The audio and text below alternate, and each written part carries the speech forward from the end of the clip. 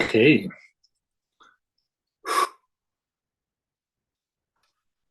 Welcome, people of YouTube. Um,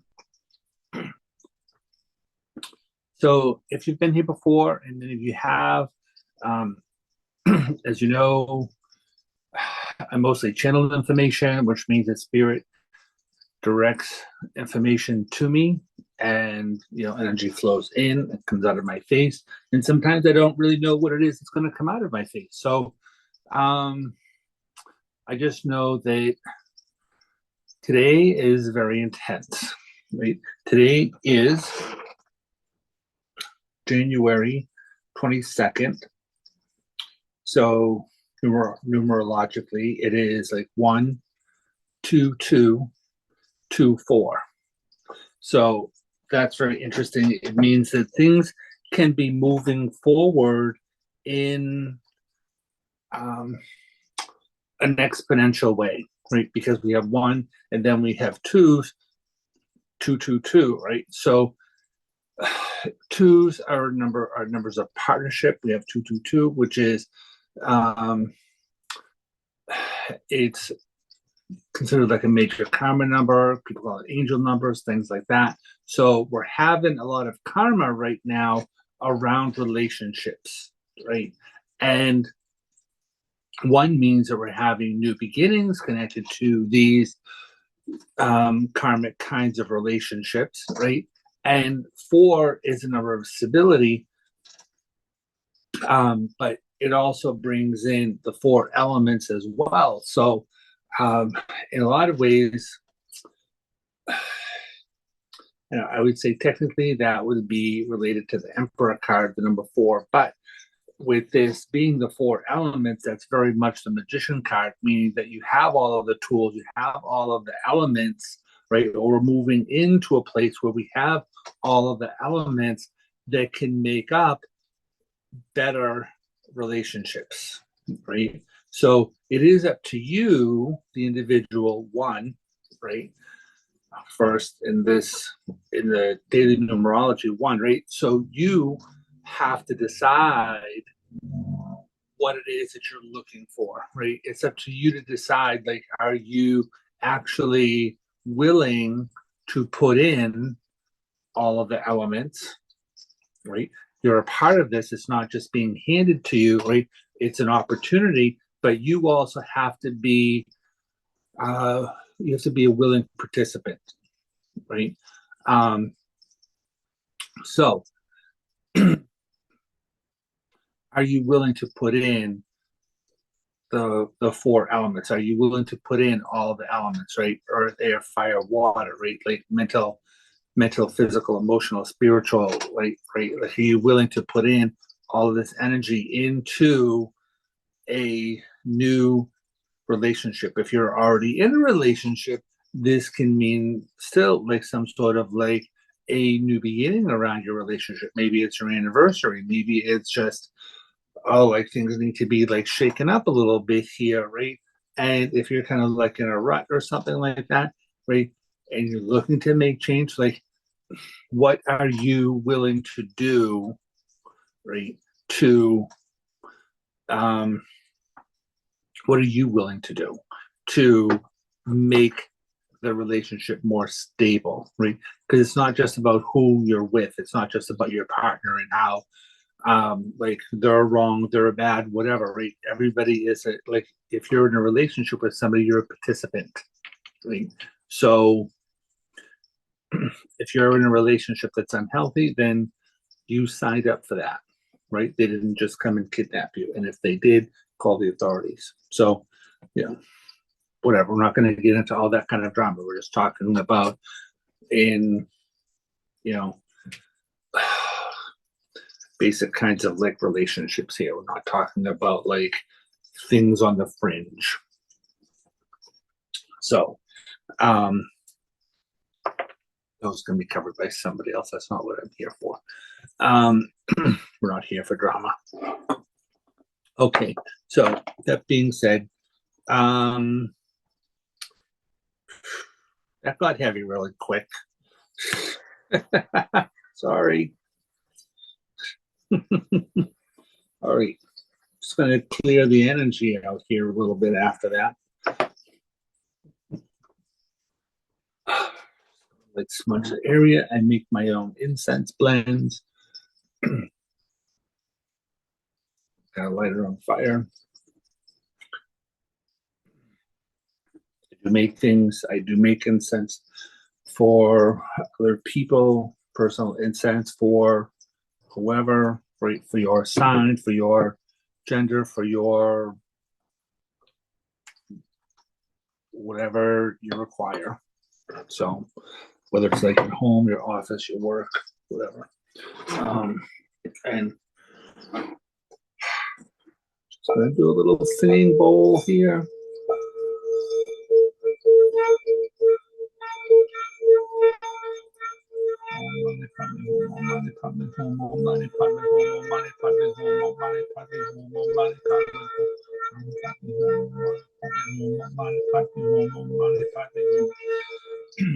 Om Taurus Taurus Soha, Om Taurus Taurus Soha, Om Taurus Taurus Soha, Om Taurus Taurus Soha, Om Taurus Taurus Soha, Om Taurus Taurus Soha.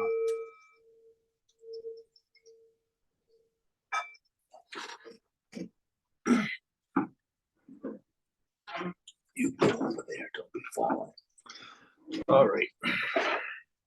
So we're going to do a couple of things today. I don't know, the energy has been really intense, right? And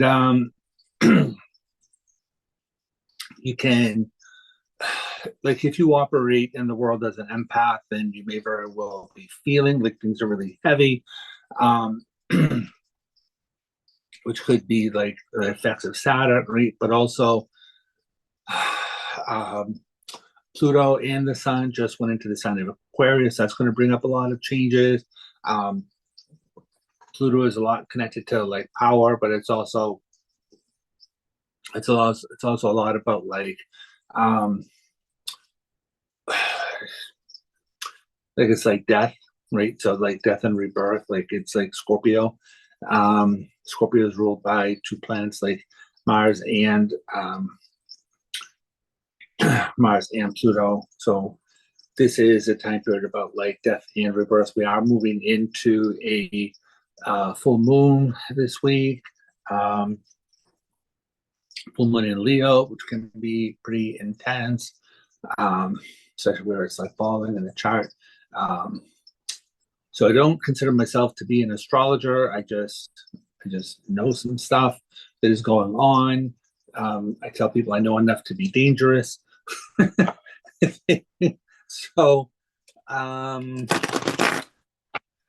okay, so let's see what the general energies are coming up for the collective. In my mind, right? Because some days I think I'm in charge of something. In my mind, I would like this to be, for the collective, for like all signs, whatever. I'll see if I can break things down. Depends on how much time we have. And because I am a Virgo and we can talk, right? Sometimes my videos run into like an hour and a half, sometimes, whatever. And so I will be putting timestamps so that you can kind of see what it is that's going on and see the breakdown and move to the area that you want to find out about. So let's just see what the general energies are happening in the world today, right? For me, I feel I've been going through a lot of changes energetically, mentally, emotionally, like psychically, like that, which is why I haven't been here for a little bit. And I need to kind of wait for things to like settle down in my psyche. And so, but today, and it's like around like 8:30, 9 o'clock, something in the morning. And just felt like all of this like pressure to come on and whatever. And so for me, it's like there is a very high kind of vibration trying to move things into a much better area, a much better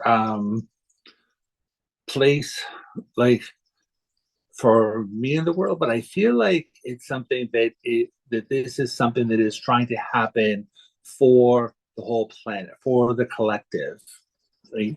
And so yes, I am getting that message, but I feel like it's not just a message that's for me. I feel like it is a message for the whole planet. Like, things are trying to move into a better place for the world, right? Pluto did just move into the sign of Aquarius, and so um, that's going to bring in a lot of intense kind of Aquarian kind of energy, which I don't necessarily know that Aquarian people are about like helping individual people, but I think that they are more about like helping the masses, right? We're moving into, this is the first time that this has happened in 240 years, apparently, right? And that the sun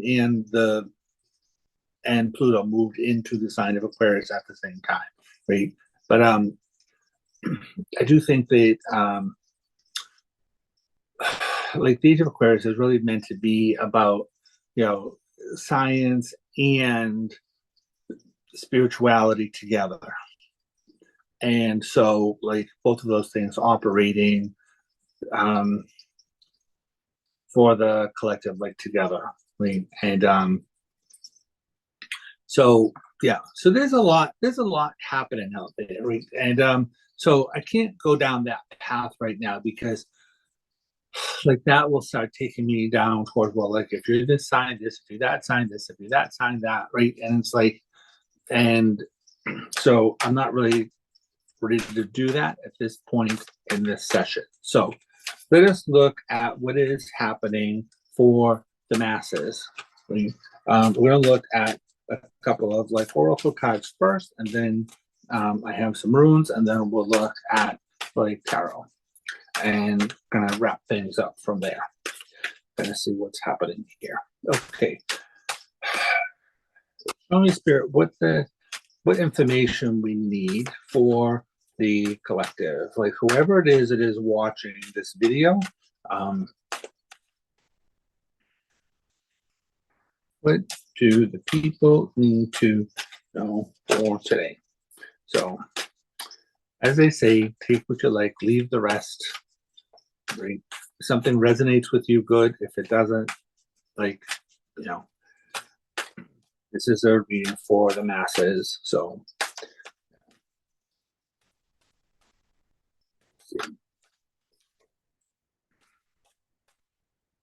and what I also know is that sometimes I do readings and it doesn't necessarily, like, it may not necessarily resonate with somebody at the present time, but it may be something that shows up like later. So let's see what's happening. Okay. Number 40. No idea what this card is. Let's see. It says Pachamama. Pachamama represents the unconditional love that the earth has for all of her children, including stones, the plants, animals, and humans. Right? She is the goddess of earth, also known as Gaia, who pervades all creation and the planet. Thanks to Pachamama, our timeless soul can experience life in a biological body. Okay? Our timeless soul, right? We are spirits having a physical experience, not physical beings having a spiritual experience, right? So, thanks to Pachamama, our timeless soul can experience life in a biological body, right? The joy and pain we taste during our brief time on Earth are invitations to discover the boundless love of Pachamama. So this is a time period about getting to know, like, your, like, basically like your path, right? And we are talking about like the essence of everything, right? The invitation, you are a child of the earth. Now is the time to eat right, love right, and be joyous, regardless of the circumstances you may find yourself in. Be grateful for your life, your body, and all that nourishes you. Pachamama invites you to relish each breath. So it would be important right now to kind of look at what it is going on around you, right? All of the elements that are going on around you, and breathe, go slow.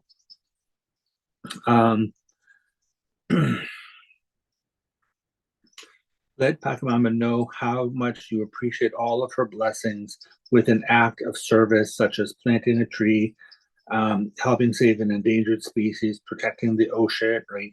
And so those are like big things, right? But it doesn't necessarily have to be this big sweeping thing, right? It can be just like an expression of gratitude, expression of joy in whatever way you're capable of doing that, right? To the medicine, which is, well, you'll see. You still believe that you've been cast out of the Garden of Eden, that you are motherless and homeless. You suppose that you need to work very hard to survive or thrive. It's time to stop suffering, let go of that old myth, and realize that you were given the garden to rejoice in and to become its steward.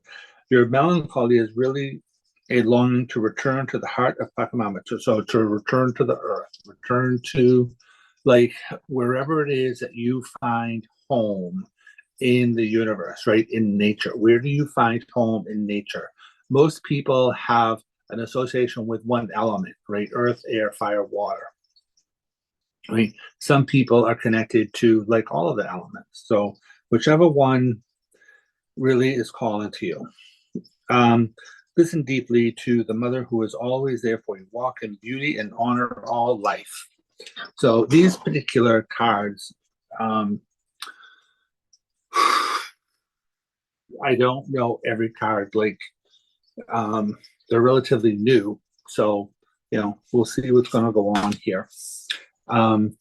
So again, like beauty, way, right? This is a time period about transformation, right? In this card, you see the dragonfly, right? The dragonfly is about kind of leading you on your path, right? And you can see, right? This is a 40, right? This is also a 4.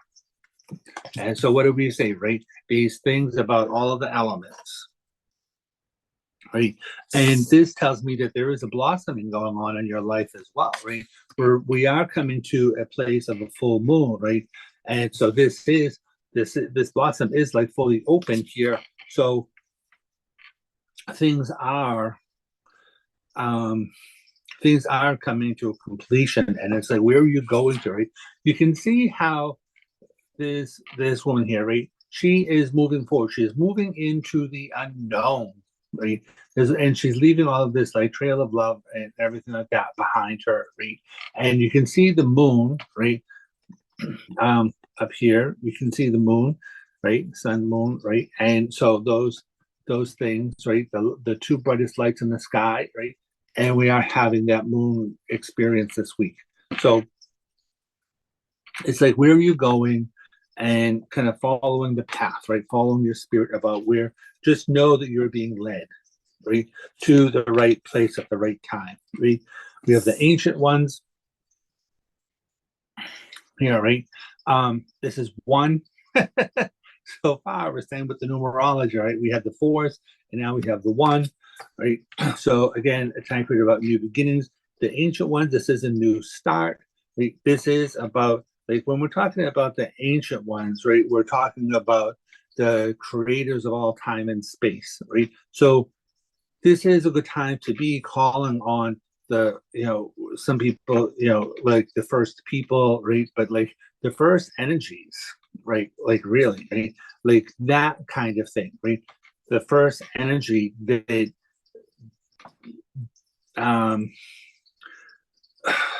that's the energy that we're talking about, right?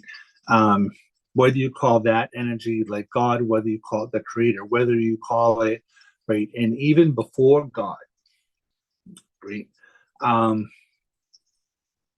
Before religion, before whatever, right? It's like the bigger energy, the deeper, like that energy is really, really intense, right? And that is energy that is connecting us,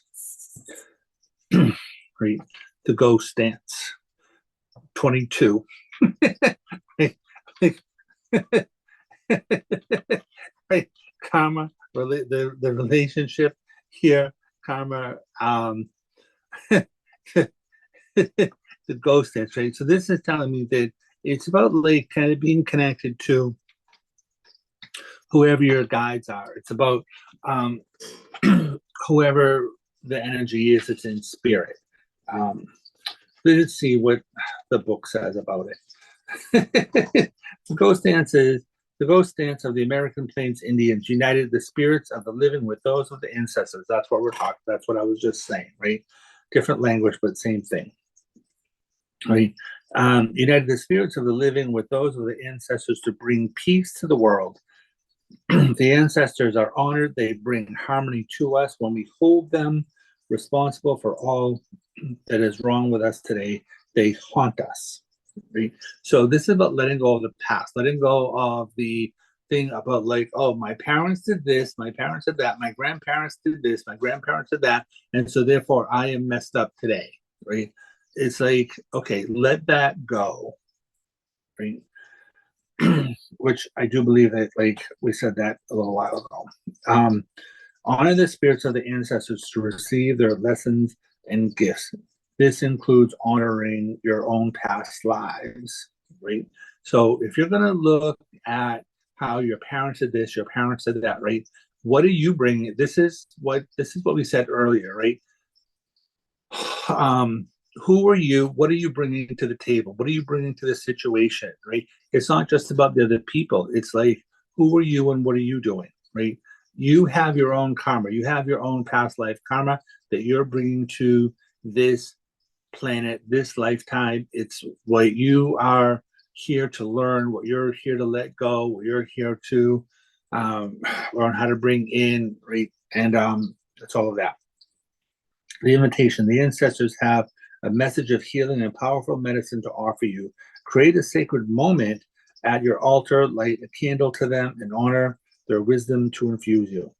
At this stage of your life, you are done repeating the third tragic stories. Step into the abundance that is offered to you. Receive the gifts of those that have come before you and write a new story in your life. This is what we're talking about, right? It's like the one, right, which we talked about, like a new beginning, new relationships, right? Karma around relationships. But it's not just like, if you think about the 222, right? We're talking, this is talking about like as above, so below, right? We're talking about the world tree. So there's the end, there's the top of the world tree, the who we are, and then like underneath the subconscious, right? So as above, so below. The spirit plane, the earth plane, and everything in between. So it's like, what dance are you doing, right? You know how they call that, right?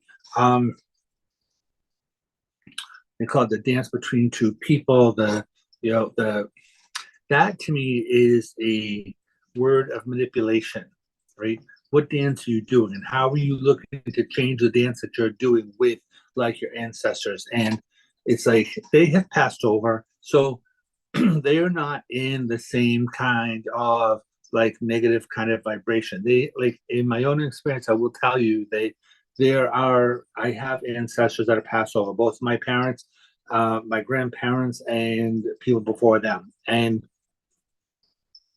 I've not had a great relationship with the people that I knew. They are passed over now. I am fully aware. I have seen them. I have heard them. I've had conversation with them. They are trying to help me to move through all of that, to bless my life where I am today. And this is what is happening with you as well, right? This is why we're talking. We have like the we have the 1, 2, 2, 4, 4. Right? 5. 5 is the number of change, the beloved. Right? This is all about like opening up your heart. Right? It's like offering love to the world and receiving love to the world, or receiving love like from the world.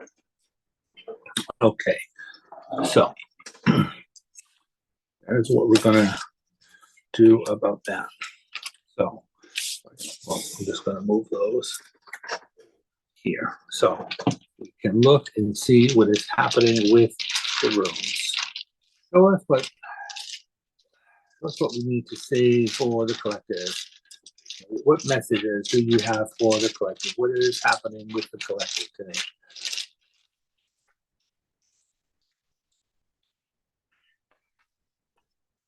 What is happening with the collective today?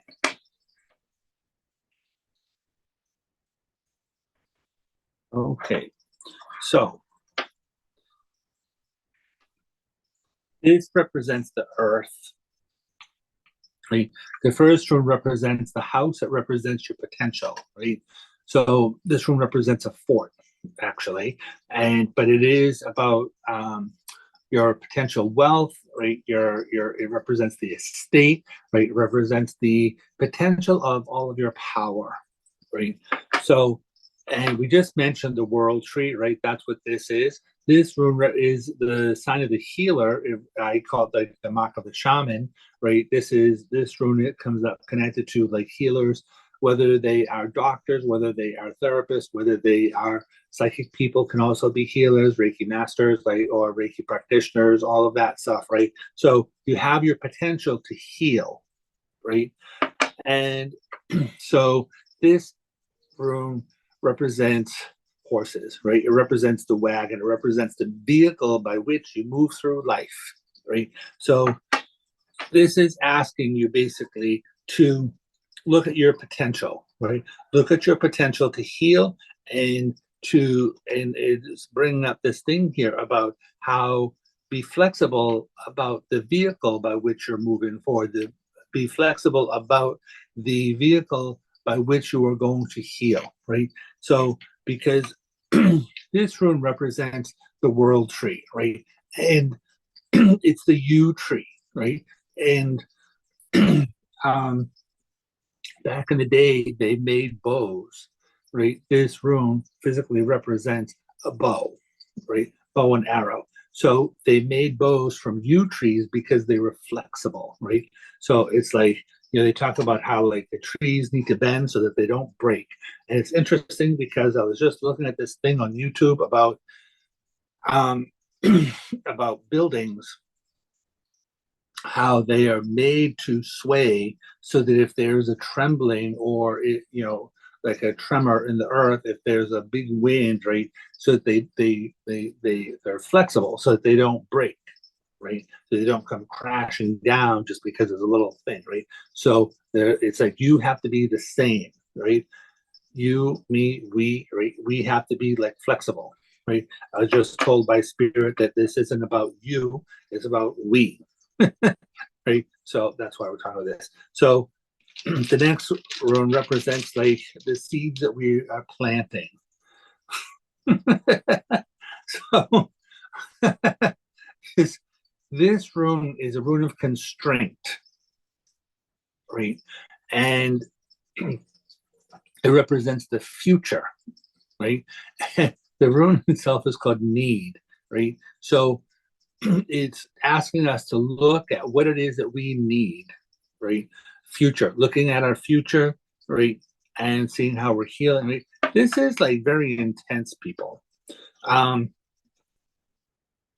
So in some ways you can look at need, right? Constraint, right? It can be, you can look at this in terms of how you are constrained, right? What is it that's in your way, right? But that's not what this is. This room represents the future, and it represents like necessity being the mother of invention, right? Is the way that I learned about this room, right? So so the seed that you're planting in this soil of healing, right, is about, you're planting these seeds about like what is it that you need, right? We're in this full moon, which is a combination of things, right? We're going to be moving into the phase of like the new moon after. So and Pluto just moved into the sign of Aquarius, right? There's a lot of big changes happening, right? So we're being asked here to look at what it is that we need for our future, right? So the next two runes represent the trunk of the tree, right? this, this one is called Uruz, and this is a rune of strength, right? It's a rune of healing also. It talks about it's formed energy, right? And so it's energy that comes up out of the ground and then goes back down into the ground. So it's formed energy. It's an energy of ice, right? So it is about emotions, right? But it's formed emotions, right? So it's like it's this rune technically represents a mine shaft, right? So it means to go deep, right? Look deep into who you are and what you're about, right? I'll show you more explicitly. Right? Let's see.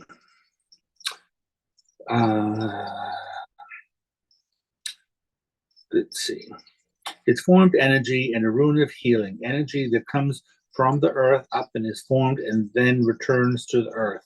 It's healing energy because it is energy that comes from the earth and is formed appropriately, not scattered. And the energy is earth afterwards, which creates a grounding effect. So this is why we're talking about like healing, right? This is why we're talking about, because it's formed energy, it's ice, right? Which is what I was trying to get at. So, because water is emotions, right?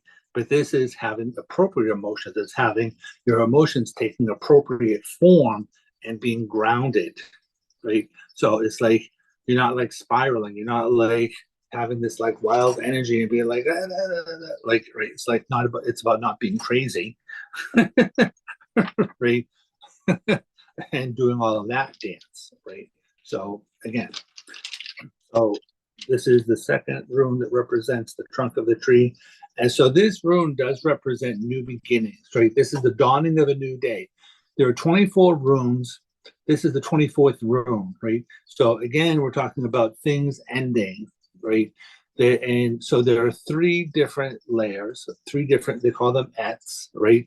Three different lines. The first line in the rune, in the set of runes, represents the spirit plane. The second rune, the second line represents your karma, right? How karma is formed and the process of karma. The third layer, the third line represents things that happen on the earth plane, right? As above, so below. And so this is the last rune in the earth plane. So this represents like rapid change. And so as you're doing this healing change, you're expecting rapid change, right? So in the tarot, you can call this like the Eight of Wands, because Eight of Wands is kind of about communications, but it is rapid change, right? So the next three runes represents the fruit of the tree.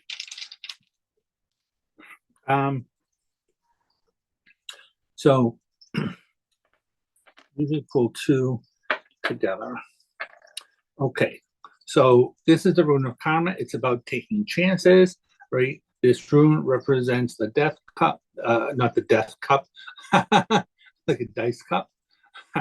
Shake it, right? It's about taking a chance, right? So it's new beginnings. And again, we're talking about what are you looking to do as far as like your relationships are concerned. We're not just talking about relationships with other people. We are talking about relationships with the self. We're talking about like how you're moving forward into new kinds of relationships, right? But it's like you're being reborn, right? This is a time period about like rebirth for the whole planet, right? So when we're looking at this is positive karma. When it comes out upright, it represents positive karma, and it did come up outright. It did come out upright. So what this means is that if you're planting the seeds appropriately, if you are having appropriate energy, right? If you are moving according to the plan of your life, right? Which means digging deep, right? Looking and seeing what you require to heal. And when we're talking about looking at things deeply, right? We're talking about healing, right? We are talking about like organizing, right? we're talking about organizing our emotions. We're talking about organizing our life. We're talking about getting rid of. When we're looking at a mine shaft, right? We are taking it and we're kind of like excavating things, right? It's like taking things out, looking at the jewels that we're getting, right? And then throwing away the dirt, throwing away the things that we no longer require, right? So it's like if you're doing this kind of work, right, then you're receiving positive karma, right? And so, and this is interesting because I thought this was a different rune. So this rune is showing up reversed, right? And so if it shows up in the upright direction, where are we at here? Where's my camera? All right. So if this is the last rune in the first line, right? And this rune represents all the gods on Mount Olympus eating off of gold plates, right? It represents wisdom, right? It represents joy, right? And it represents the status quo. But that can also be symbolic of things being stuck, right? Because the rune that follows this is a rune of destruction. So, but this rune being about wisdom, right, is showing up reversed, right? It's called Odin's rune. And so Odin was the first god, which is what we were talking about earlier, right? The first gods, right? The first energies, right? So, but this one is showing up reverse, which means that it's like we're moving into a time period that we don't know, right? We don't have that kind of like information about where we're going and what's going to happen, right? So it's about taking it. This is why we're taking a chance, right? We're taking a chance and being like, well, I don't know what's going to happen, but I'm going to roll the dice and see what happens, right? But it would be about having the expectation, right, that our ancestors are looking out for us, that our ancestors are helping us, right? The last rune, this is the rune of wisdom, right? It's called Kenaz, and it is showing up correctly. And it's funny because I was calling like it's called Wunjo. I was calling that the rune of wisdom, but this is actually the rune of wisdom. It's called Kenaz. The gods learned at that time that the energy is give and take, and that energy has to be given and taken. So that's that's interesting. Joe.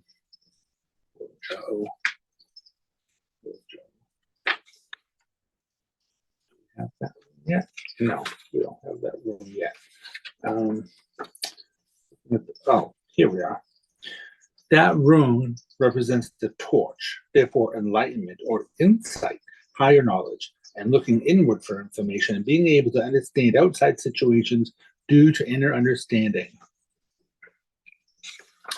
So that is interesting because they're all connected, right? We are talking about looking deeply, right?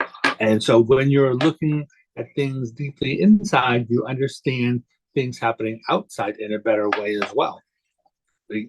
So it's like when we have inner wisdom, we have outer wisdom, right? Physician, heal thyself, like know thyself, right? To thine own self be true, like all of those kinds of things, right? We are looking at these rapid kind of like changes going on around here, and we are looking for our full potential here, right? So we cannot have a full potential, right, unless we're willing to look inward and find out whatever it is that's going on in there, right, in order to like kind of shake things up a little bit, right? We cannot live in the status quo, right? We cannot live in a place of stuckness, right? That's what this is. It's about getting unstuck, right? So it's taking a chance on getting unstuck, right? And when we're taking a chance of getting unstuck, right, that's how we are gaining the wisdom. So, so that is what that is about.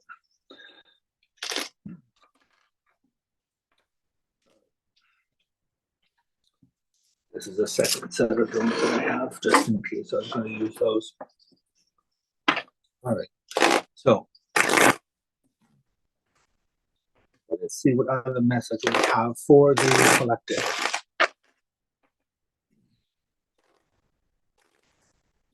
About for the things that are happening in the world today. To know about.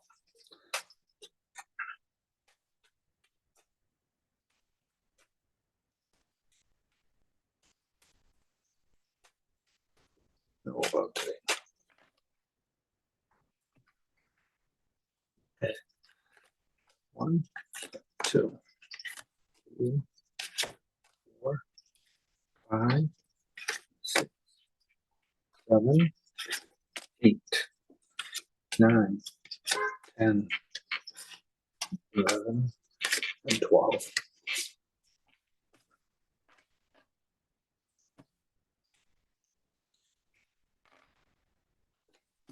Okay.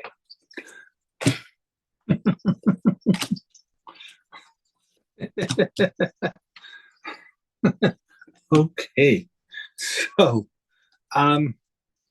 So the rune that represents formed energy, right?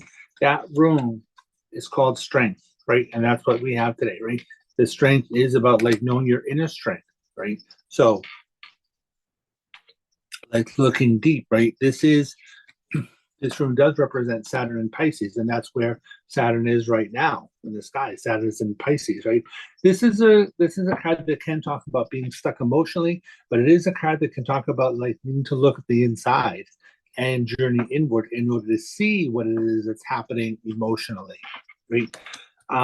Prudence, right, means going slow. This is not a time to be rushing, right? This is a card that has to do with things coming to fruition. It represents the sign of Virgo, right? 6th house. This is a house of like healing and day-to-day activity, things like that. But it is about how this card does represent how things are in the process of unfolding, right? And it can be related to like trimming things, trimming the trees, trimming, right? Pruning things in your life, getting rid of things that don't belong in order to allow the stock to become stronger, right? We were just looking at the tree, right? Right. This is about being focused, right? Focus on the things that you're looking to do in your life, things that you're trying to get to, right? And so, and then we have the Empress, which is Venus. This guy is ruled by Venus. It's about like love. It's about money, right? Like beauty, all those kinds of things, right? This is kind of abundance. It's kind of about creativity, right? It's kind of about manifestation, right? So it's like you do have the strength to manifest that which you desire, right? But you're going to have to go. You're going to have to go within and do some pruning, right? Be real with yourself, right? Be focused on the outcome, right?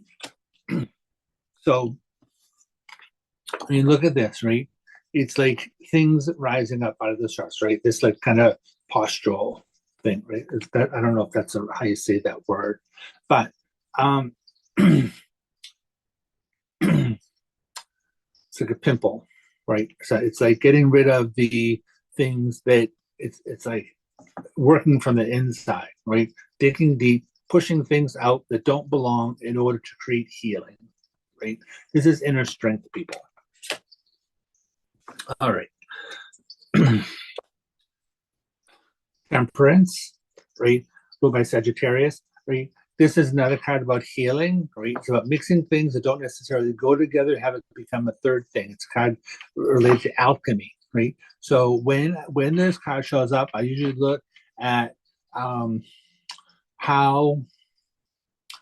your body is doing, how your system is doing, right? Systemic issues within the body, and like trying to balancing things more so in a natural way, not necessarily by way of like medication, right? It means by eating right, doing, you know, exercising, right? Like all of that. I'm not a big fan of exercising, but I am looking into ways of being able to do that better for myself, right? And in the rider deck, this is kind of called, it's kind of called temperance, right? So being patient with yourself, right? So we have a card that talks about being prudent, and now we have one about being patient, right? So, but this is mixing fire and ice, right? Again, we have like the ice theme, right? So it's about formed energy, right? And but it is, like I said, it is a kind of alchemy. So I would say that we are going through huge kinds of changes, right? So there are going to be things coming into our life that we're not necessarily aware of, right? And we're going to be,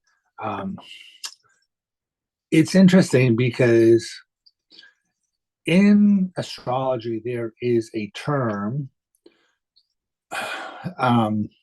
when planets are 150 degrees apart, and it's called quincunx or in conjunct. And I was having that in my chart, and I was looking at that, and I'm like, what is that all about? And so this is what this is, right? It's about two planets that are 150 degrees away. They're not in the same element, right? So in astrology, there are, you know, four elements: earth, air, fire, and water. So it's two planets that are not in the same elements. And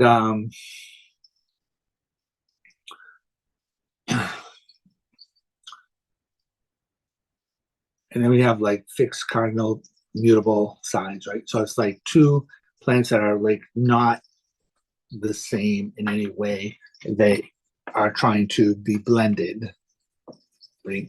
And so that's kind of what this is. So you may very well be having two things happening in your life that do not necessarily go together, and trying to figure out how those two things are going to come together. That's going to be the alchemy, right? So this is Spirit's way of answering that question for me, and I can answer it for you. Right? So thank you very much for that. I needed this. So yeah, it's like mixing different things together and having it become a third thing, right? Mixing base metals and have it become gold, right? So it's very much that, right? What are you doing in your life to make your life gold, right? Taurus, this is another kind of about manifestation, right? This is a kind of about like Taurus is like stubborn. There are like Uranus is in Taurus right now, and so is Jupiter, right? Uranus is getting ready to go direct on Saturday. Jupiter is already there, right? So there are going to be like major kind of huge kinds of changes coming up this week and moving forward. So technically, this card can represent things moving slow towards like manifestation, things like that, right? However, there are all of these like flower blossoms in this guy's chariot. So he is connected to the world right there in his hand, right? And he does have a staff. So this is a staff of manifestation, right, in the world. And so things coming to completion, right? When you look at the world card, right, that is the end of the journey, right? So this is a card that can represent about like manifestation, right? And he has the staff there. So this is a staff about like magic, about manifestation, things like that, right? So the sun, right? Sun just went into Pluto as well, right? this is the card means like better days are coming, as this woman I used to work with used to say. So it is a card about healing. It is a card about things coming to fruition. It is a card about better days coming. It's about clarity. It's all of that kind of stuff, right? And it is connected to, right? So we have this card about like financial abundance, right? And we also have this card about like beauty, creativity, things like, and Venus is also connected to money, finances, but this is about like abundance. It's like how you're nurturing yourself, right? It's a kind that can be connected to like motherhood, things like that, right? So this can be a big time period about like creativity, pregnancy, things like that. So like children trying to get born, stuff like that, right? But it's not just about children being born, it's about your ideas being born, it's about your emotions being born as well, right? Eight of Cups, cups are about like your emotion. So it's like all these things trying to become manifest, right? So it is about being focused, right? The Strength card, formed emotions, right? Make sure that you are clear, make sure that you are make sure that your emotions are formed, make sure that your mind is formed in in in a way to be able to get to be clearly what it is, to be clear about what it is that you're looking for, because there are going to be a lot of things that are trying to manifest here for you, right? So victory, right? Enough said. Victory, right? Jupiter and Leo. Jupiter, planet of Jupiter, planet of abundance. It's about like spirituality. It's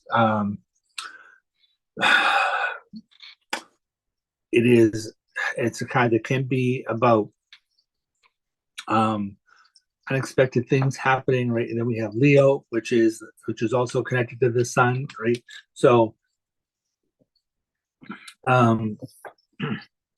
and also Leo is connected to like children and fun and laughter and things like that as well. So but it's like this is telling me like what it is that you're trying to manifest here, and things are trying to manifest for you in a big way, right? So far we have 8 cards, and we have 1, 2, 3, 4. We have 4 out of 5, 4 out of 8 cards here that are major arcana. So it means the universe is whenever you have like an abundance, right? An abundance of major arcana cards. That also means that there are big things that are trying to happen like for us, right? For us, not to us, right? So this is kind of about sorrow, right? It's Saturn and Libra. We have like money, finances, physicality. Great. We have the Chariot card, and we have pleasure. So when we're looking at this card here about sorrow, right? So this is a card that can be like sorrow, heartache, things like that, right? But it is also sitting in the past, right? So again, we're being asked to look inward, right? And it's a lot about kind of taking ownership, which is what we were looking at with the runes and with the other cards, right? So again, right, we have, but this is swords and this is cups, right? Again, we have, and both of these cards here are ruled by Saturn, right? This is Saturn in Pisces, this is Saturn in Libra. So one is a water sign, one is an air sign. Usually I see the Three of Swords as sorrow, usually sorrow to lack of communication. These are like lack of communication, usually between the head and the heart. It can be miscommunication connected to connected to other people who aren't seeing eye to eye, right? And it's like, well, why aren't they, right? Two opposing forces, right, that don't necessarily go together, right? And how do those things become balanced, right? Looking at the inside, and what is your part in that, right? Why are you not this isn't about taking sides, right? But if you want to be able to move forward, right, then you're going to have to be able to look at two opposing forces, right? Negotiation, right? Which is interesting because I was like, I started writing a book, and that was showing up in the book about like negotiation. And how are you negotiating? It's like not just about like how are you negotiating like with other people, but how are you negotiating with your own self, right? Because as humans, we have a lot of conflict that goes on with inside of us, right? So if there are things, sometimes people have these belief systems that are in opposition with each other, right? It's like you can have your own personal belief system, but then you can have this thing that came from your parents and from your ancestors, right? And how does that fit in with your worldview today, right? And does one of these things have to go, or do both of these things have to go, and then get a different kind of view, right? So, but this is the Ace of Pentacles can be about like new money coming in around you. It can represent the physical body, right? New beginnings around your physicality, new beginnings around like your money, finances, things like that. And it can also be around relationships. It would represent the ring, right? So, like the wedding ring. So, if you're not really, and like we did bring up this thing about like trying to process things as far as like your relationships, things like that, right? If they're in a rut, if you're not seeing eye to eye, right? How are you looking at moving forward? How can you bring fun, right? We have this kind of about pleasure here, right? The Six of Cups is a kind of about pleasure. It's kind of about nostalgia. It's kind of about the past, childhood, like a lot of that kind of stuff, right? But in this particular deck, it's called pleasure. So, and it is ruled by the sun in Scorpio. So, Scorpio is a sign of transformation. So that's what it is trying to happen here. Is like your whole world here, your life, your relationships, all this stuff. It's in this place of transformation, and like hello, Pluto, planet of transformation, just went into this move sign, so like all kinds of things are going to be like transforming now, right? But it is transforming, and so you're being asked here how you are in the process of transforming, having clarity, right? And what are you trying to create, right? And how are you going to look at these things in order to be able to move forward, right? Because abundance is trying to happen for you. You just have to be clear about what that actually means for you, right? Because if it's not something that is really, you have these cards over here that represent Saturn, right? Saturn is a planet of discipline. If it's not something that is really like actually like good for you, right, then it's probably not going to manifest very well because the spirit, the universe, whoever, right? These strong, powerful energies, right? They are here in order to remove things out of your life that no longer serve you, as they say, right? To cleanse you, right? To create clarity and healing for you. These things are being removed out of your life so you can move forward in a more clear and healthy way, right?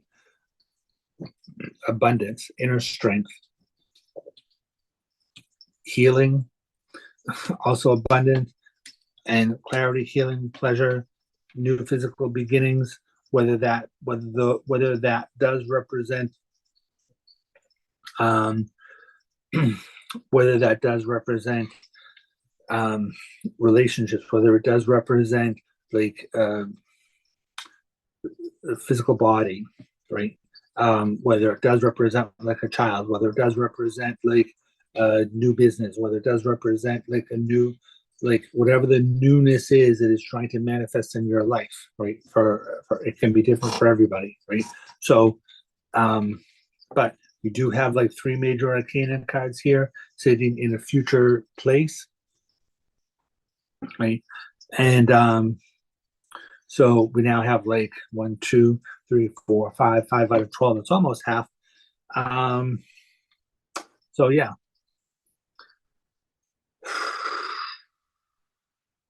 Like I said, there is victory here and there is abundance.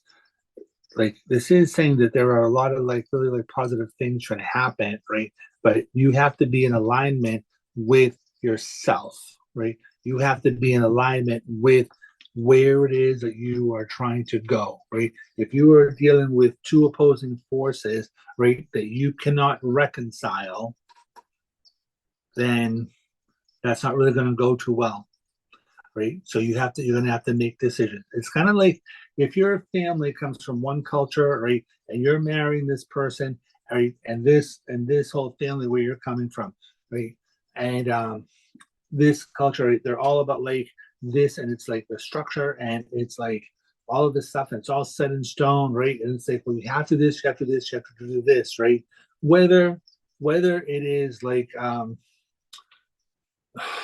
like Indian in culture from India, or whether it is like a religious culture, or whatever it is, right? That says this is how we do things, and if you're not doing this, then you're doing it wrong, right? And then you're trying to marry somebody, you're in a relationship with somebody that is in complete opposition to that, right? Because there are like a lot of cultures that say you have to marry the people from the same culture, right? Or like say like you're like Catholic, Christian, whatever, right? And like, but then you're gay and you're interested in somebody, right? Or like you're like Christian and you're married, or you're interested in somebody that's a Protestant, right? Or like Jewish, and so whatever it is, right? These 2 things are not in conjunction with each other, right? You're gonna have to sort that out. Right? You're gonna have to figure out who are you, right? Because we're looking at like justice, we're looking at balance, right? Justice is the justice card, or the justice Libra. That's what I'm looking for, Libra.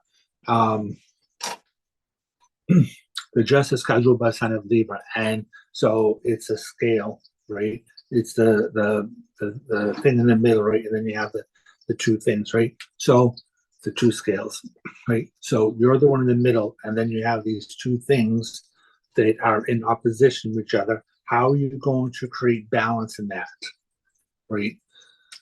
How are you going to make sense with these things, right?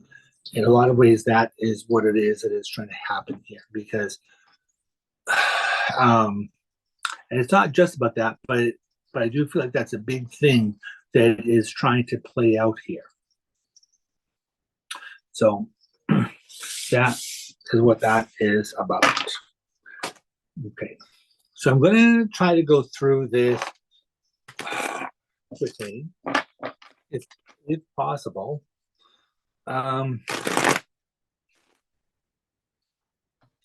And with what was said previously in mind, I'm going to see if I can pull like 3 cards for each sign and see what happens. So we're going to look at Virgo. I'm Virgo, right? So we're going to look at Aries first. So show Spirit what you need to say for the sign of Aries, but what it is that Aries people are required to know for right now with the current energies happening. Well, okay, 6 cards. Aries people.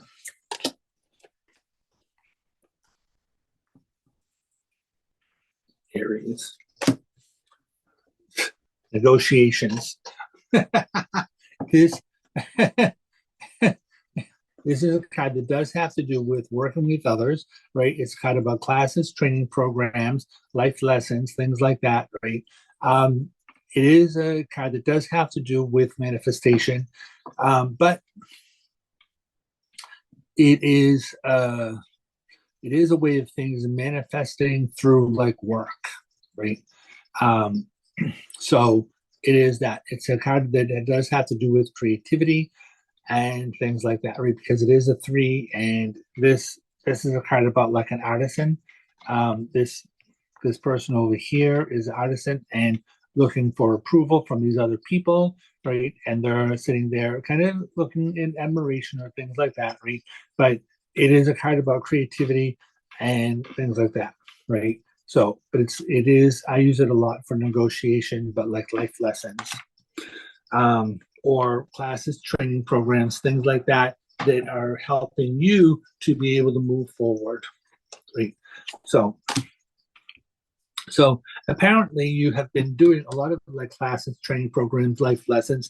Things are coming to fruition, right? You're the 10 of Wands, which is about burdens, problems, responsibilities. This guy's harvest, and he is taking them home, right? And so he's almost home, right? So you are moving in a good direction, right? But this is kind of like a time period that's like a final push, right, to get to the end, right?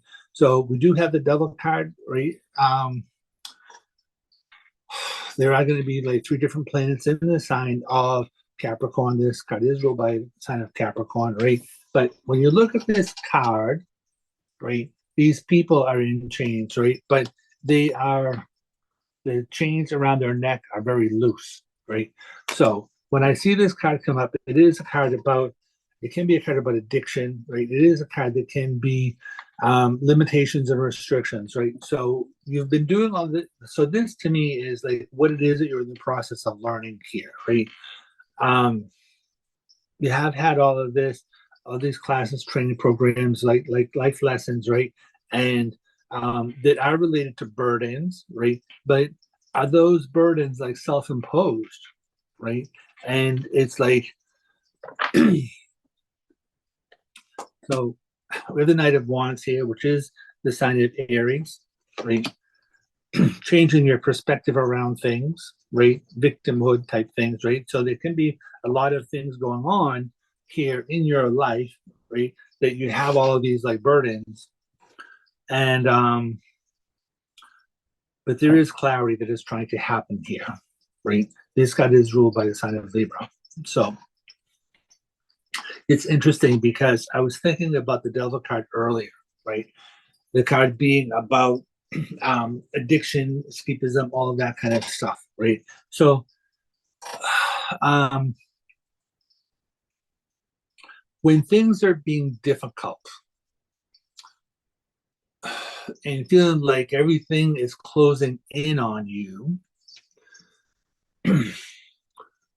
what are you looking to do to escape that, right? What kind of unhealthy things are you doing, right? Are you looking to get drunk? Are you looking to like go do something messed up like sexually? Are you going to like gambling, right? What are the negative vices that can be there that can get you in trouble, right? Because where things are happening right now, right? Those things are trying to be cleansed, right? So with this card here, being connected to Libra, Hangman card, victim, right? I would tell you to be careful of that kind of behavior because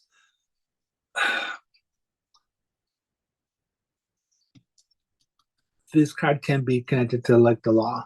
And so it may be legal things coming up here that are trying to stop you from you hurting yourself, right? And like we said, like Are you looking here to blame other people? Are you looking to take responsibility for your own actions, right? This is why this is talking about changing your perspective around things, right? Putting energy into negotiation, right? Putting energy into like healing yourself, putting your energy into like turning things around here for your own self, right? So I was looking at this thing earlier, right? And I was feeling all of this pressure on myself and thinking like, oh, like, like things are going like so bad. They're gonna be this, that, blah, blah, right? And it's like, no, that whole thing has to be cast off, right? Release that from your energy, right? And allow spirit to come in and help you, right? Because that's what the message of the day is right now, right? And so it's kind of interesting because Mars, which is the ruling planet of Aries, is in the house of Capricorn, right? And the ruling planet of Capricorn is Saturn. Saturn being about like the structure, right? Being about discipline, about, and so it is telling you that Saturn is about long-term activity, right? So it's like, what are you doing that is creating something that is going to last, right? You cannot negotiate. You cannot negotiate negativity in your life and expect something positive to be coming out, right? Again, this is a time about healing. And so, you know, Aries is the leader of the pack. It's the first sign of the zodiac. So they are leaders, right? So it could very well be going through. And like the North Node is in your sign right now, right? So this is a time period that can be like kind of difficult for you, right? So because it's asking you to look at what is the structure of your life, right? And I'm not saying this can be spending money, right? The devil card doesn't have to be like drugs, gambling, or whatever. It can be shopping. It can be whatever kind of extravagance, right? But it's a card that can also be related to like, I'm going to do whatever it takes to get things done, right? The addiction could be addiction to power. It could be addiction to anger, right? It could be like, I'm going to force this thing through, right? Trying to barrel things through. Mars is like the general, right? So it's like, relax, right? Relax, breathe, take a chill pill, like meditate a little bit, and kind of allow the universe to move things in your favor, right? So that's what that is. Intense much, Aries? Intense much? Okay. All right, Taurus. What is happening for the sign of Taurus?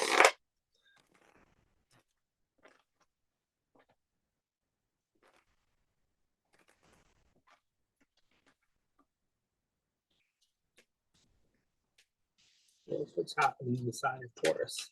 The collective.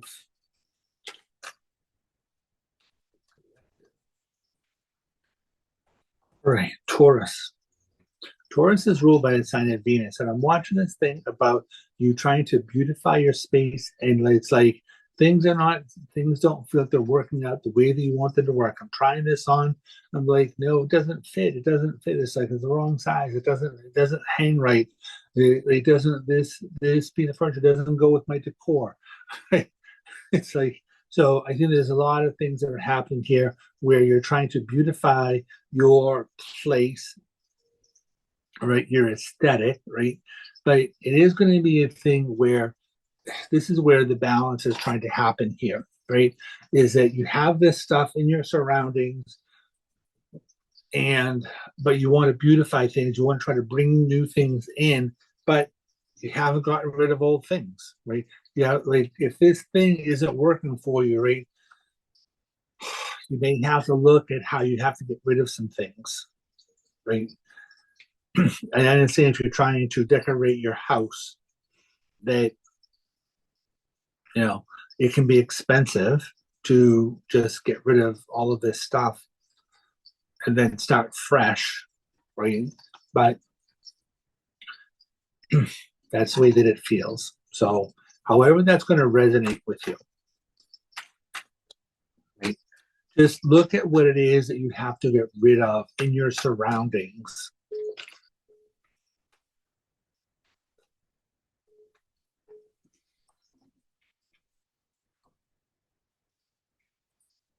Somebody was trying to call me. It showed up on my iPad. So yeah, look at what it is that you have to get rid of in order to bring in new things and have things be in balance with each other. Right? You may not have to get rid of everything. Just, you know, there may be some things that clash. Like maybe something that has like sentimental value for you, but like, do you really need it? Right? I don't think that your ancestors really need you to have this heirloom that can be ugly. Something like that. I'm not saying it's exactly that, right? I'm just saying, for example, you know what I mean? So relax, Taurus, relax. All right. What does Taurus need to know right now for the energies that are happening with them today? All right. Taurus, Jupiter is in your sign. This is like you have the Wheel of Fortune. This is a planet of luck, right? It is about things turning around in a more positive direction, right? Sometimes when I look at the wheel, right, I'm like, is the wheel moving forward or is the wheel moving backwards, right? So that's your job today, right? Is to make sure that you are moving things forward and not backwards. Make sure that you are moving forward, right? Unexpected things, right? Jupiter is in the sign of Taurus, and also so is Uranus. Uranus is going direct and the end of this week, and it is about unexpected things happening, right? This can be like a lucky day for you at the end of the week, Saturday. You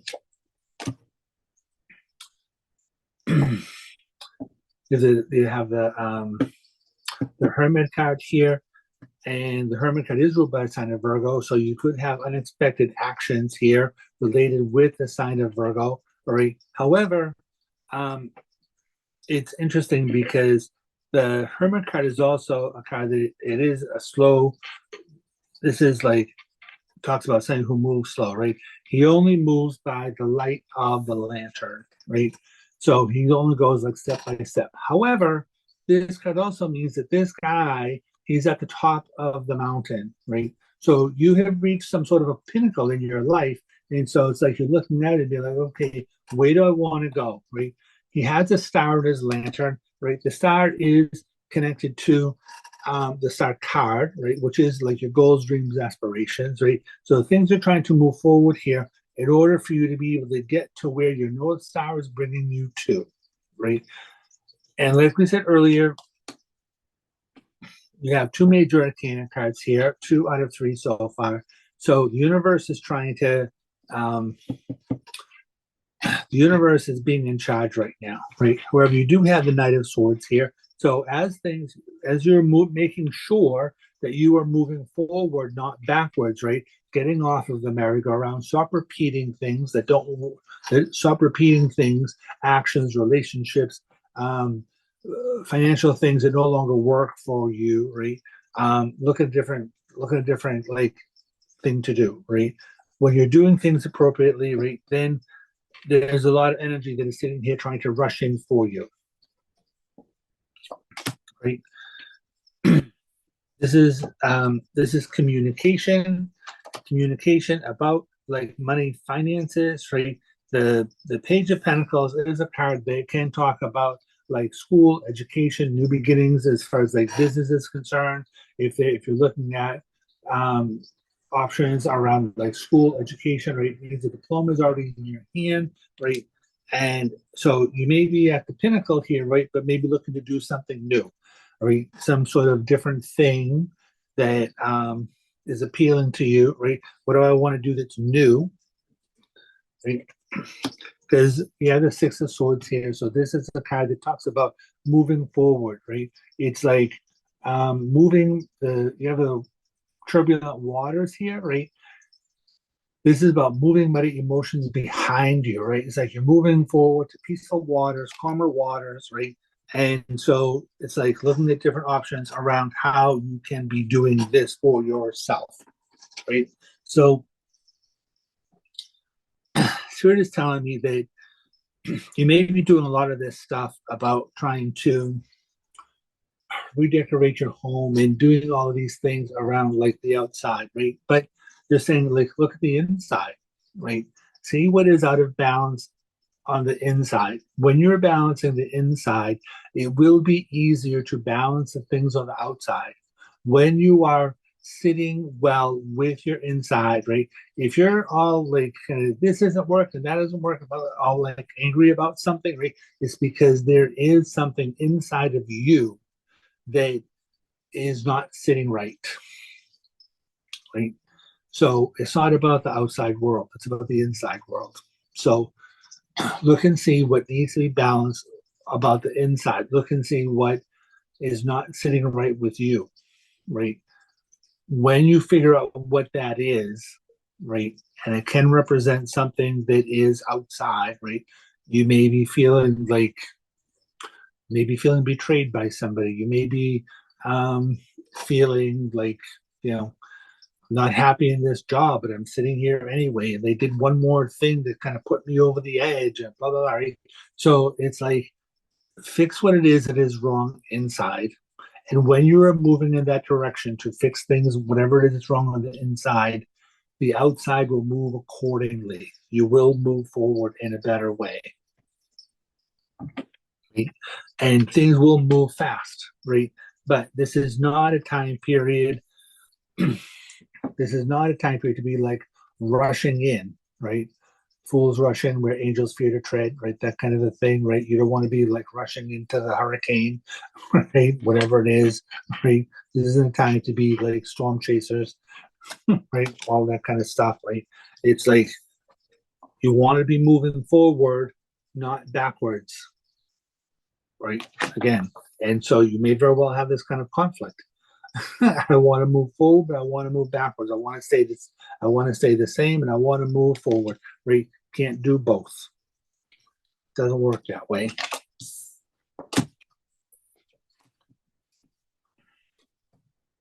Okay, but money can be around. All right, who's next? Taurus, Gemini. What is happening for the sign of Gemini?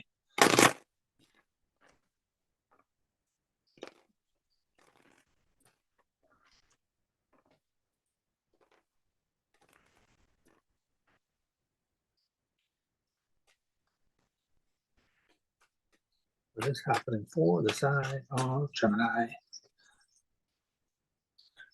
Gemini, the twins.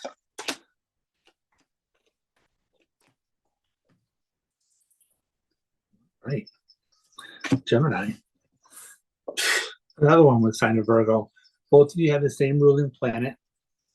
Gemini ruled by Mercury, right? So, all right. So Virgo does have a tendency to want to analyze everything, right?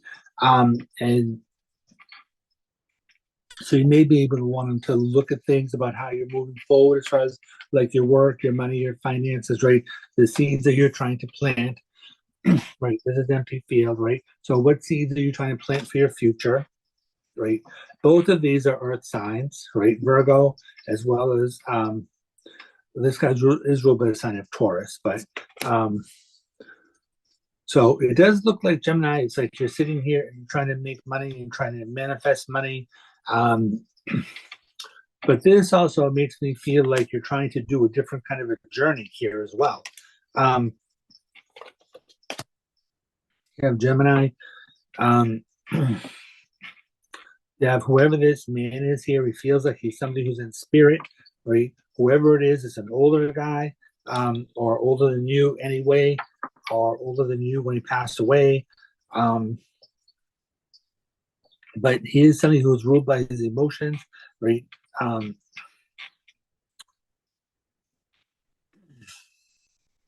He's somebody here who's helping you to learn your own strength, right? It's like you have to find your own strength as far as your own business, money, finances, your own new physical kinds of beginnings happening around here as well, right?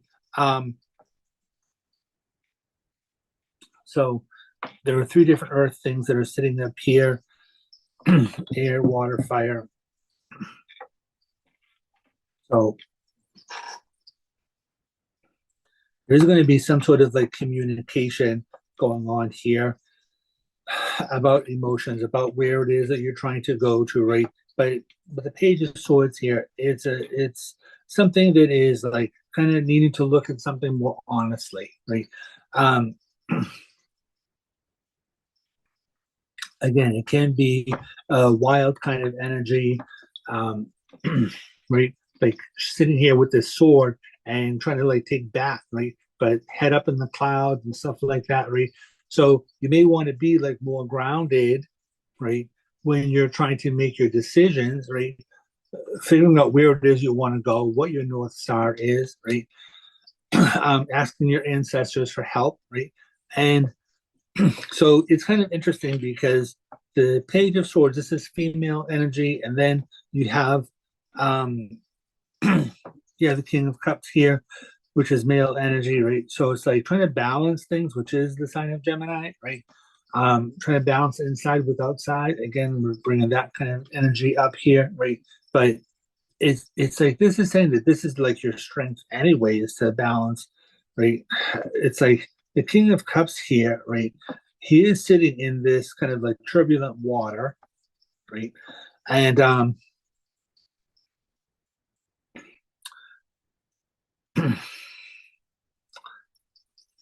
all right, so the way that this is speaking to me is that I'm looking at this like Page of Swords, right? And the Page of Swords is sitting on this patch of ground, right?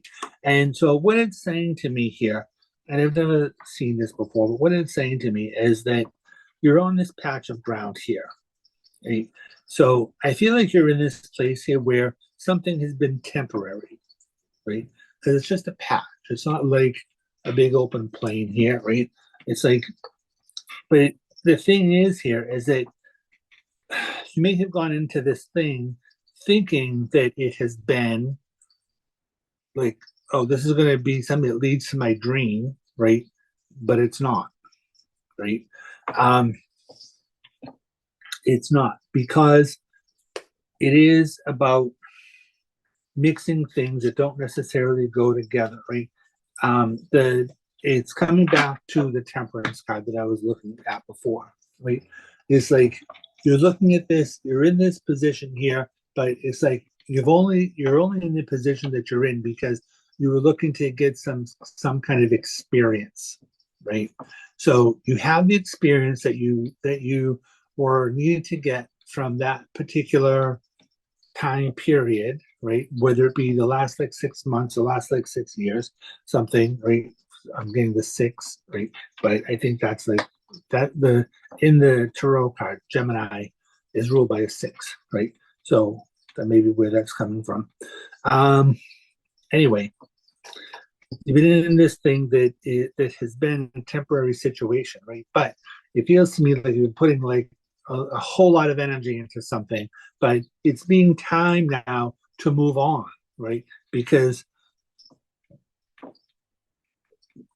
this to me feels like you have had like bigger goals, dreams, and aspirations, right? The star up here, right? It feels to me like you've had like bigger goals, dreams, and aspirations, and it's like, to me, it feels like they've been in the back of your head, right? But like you've been trying to do this sort of like quick fix kind of situation, and that's not really working. So it is time to be looking at the bigger picture, like trusting your emotions, right? And looking at the bigger picture, right? You've been putting energy into this little pentacle, and now it's time to put energy into this bigger pentacle. Something bigger is being offered to you, right? And you do have the strength to be able to do it. You just have to know that you have the strength to be able to do it, right? And so it can be difficult to make this kind of transition, but the universe is presenting you with opportunities, right? And so this is something that may very well be like a startup company. It may be something very entrepreneurial, right? You don't have the Ace of Wands, but the Ace of Wands is a very entrepreneurial kind of a card, right? But it's like it's something where you would be doing something for yourself to create something for yourself, kind of stepping into something that is for you, right? And so these opportunities are being presented to you. And I am looking at the time period of, I feel like this is like September. Whatever it is that you're starting between now and February is going to come to fruition when we get into the time period of like September. So again, we're looking at like how you're planting seeds for something bigger, right? So whatever it is that you're planting here, right? Calm, cool, collective. Those are the words, right? Be patient with yourself, right? Gemini, two minds, right? Battling the self, right? Be aware of what it is that you want to do and know that it is something that is coming into being, right? So take care of yourself.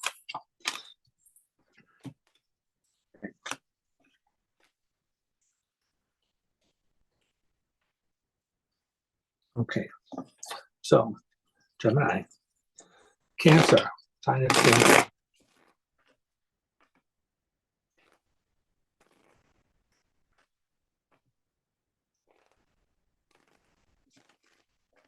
What's happening for the sign of Cancer?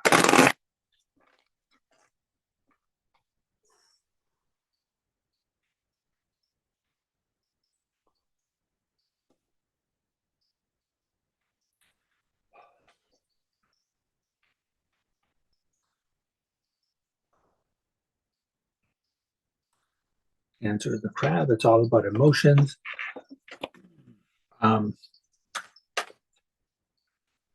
Cancer is the home. It's the mother.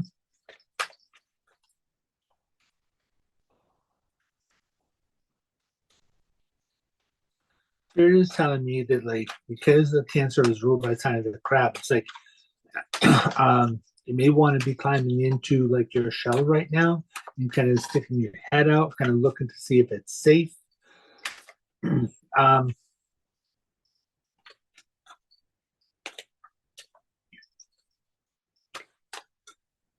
To make me feel like this may be a time period where you're looking to make your home be bigger, finding a bigger space somehow or another. And so that's interesting because it may very well be something that is looking at your physical house being bigger, or it can be making your insides bigger as well, right? This is a whole like Jupiterian thing happening around here. So I'll tell you, if you're feeling like trapped and stuck and whatever, right, everything feels like it's closing in on you, right, this is going to be a big time period to like meditate, to clear your chakras, right? And there are plenty of like YouTube videos out there about clearing your chakras. You may be able to do it yourself, right? However it is that you proceed to do that, right? Because I feel like you're like sitting here in this darkness, feeling like fear, right? And it's like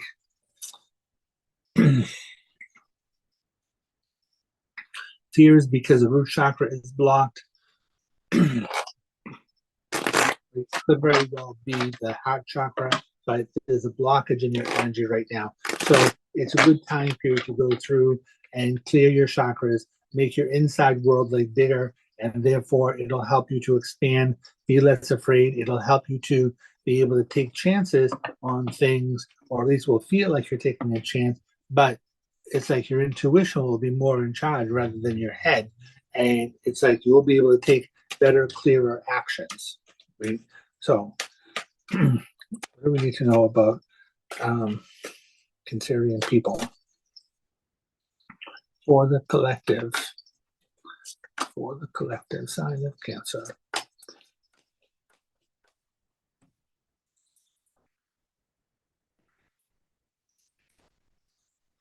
The Magician, right? One of the first cards that got pulled up today, right? The Magician is about having all four elements, right? So it's like you have all of the tools that you need right now to be able to move forward, to be able to manifest the things that you want, right? We were talking about as above, so below. That's what this is, right? One hand up, one hand down, as above, so below, right? The Lover's card, right? Big choices having to be made, right? New beginnings. This is a time period that can bring out either like a side hustle kind of a thing, but also something that can be a side hustle turning into something that is like a new business, because the Ace of Wands is a card that can bring up things about entrepreneurial type business, right? With the Lover's card here, like I don't usually use the Lover's card for relationships, right? But if I do look at it in that way, right, this can be a new beginning in terms of a relationship, somebody that you're going to be meeting or just met.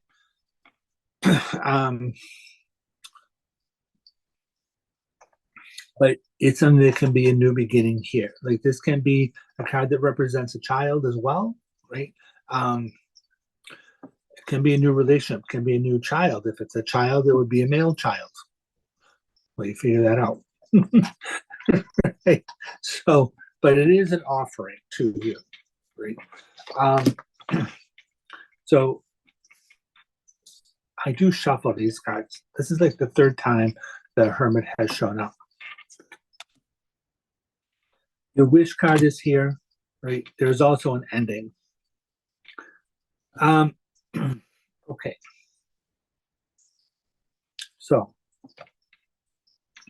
when I see the Five of Cups, right?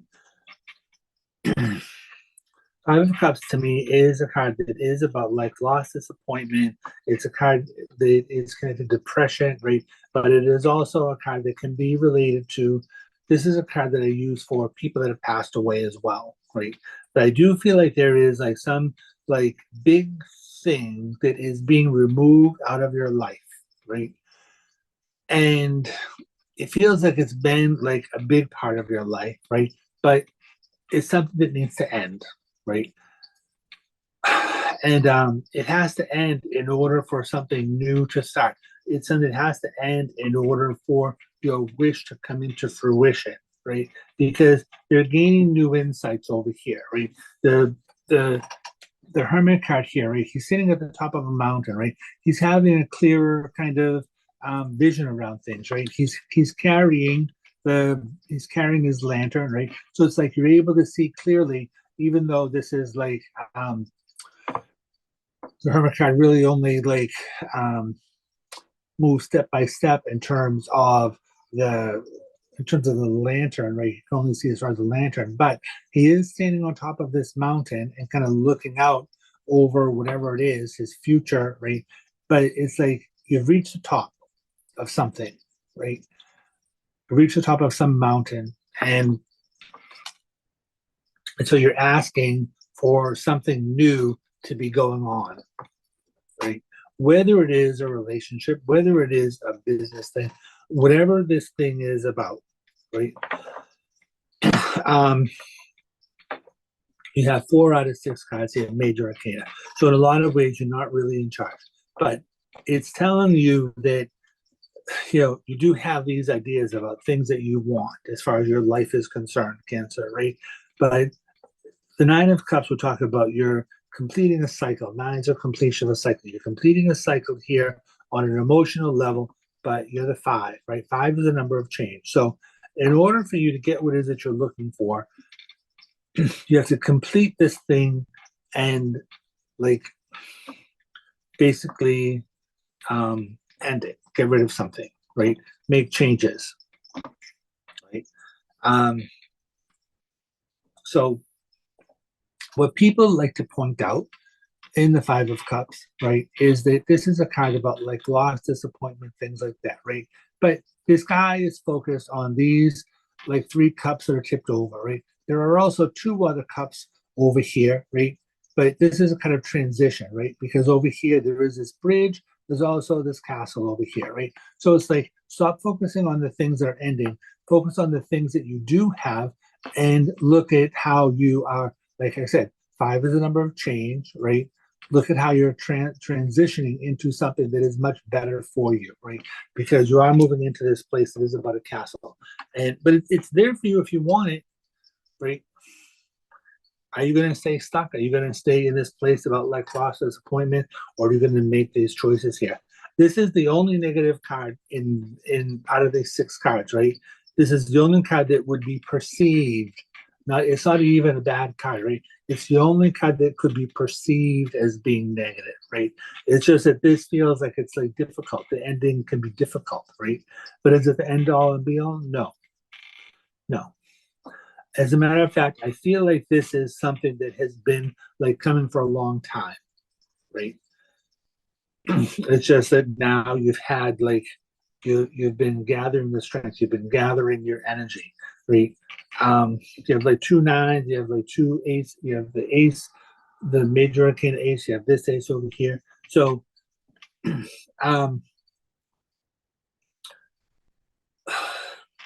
it's a big thing right now. You're making like really big moves to be able to get to be where it is that you want to be. This makes me really feel, Cancer, like you are ascending, right? A lot of this stuff that you've been trying to hold on to, like it doesn't even matter anymore because you're moving to a higher octave, right? Um, there's an offering here. This is going up. This is going up, right? I feel like you're like ascending in a really big way, and it's like, yeah, there can be a loss here. Cry some tears, right? Whether they're like little like boohoo tears, whether it's a big cathartic kind of like crying for a week, right? Cry those things, but like just know that you are ascending, right? And there is a huge, huge blessing that is trying to happen for you. It's huge. I can't even tell you how big this feels to me. Wow. Your inside is going to have so much freedom inside. It's going to be incredible. Like when you think of the chakras, right, there is this like channel, like a tube, if you will, right? This channel down the center, which I think is the Ace of Wands. Um, there's this channel that everything is being cleared out, right? So all of this loss, all of this ending is really going to be about this big cathartic kind of like ending, and it's going to be amazing. So good luck with that. Okay, Cancer. We're going to move into the sign of Leo. What's happening for the sign of Leo?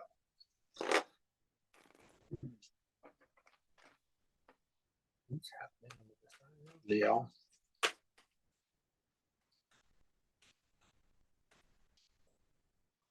What's happening?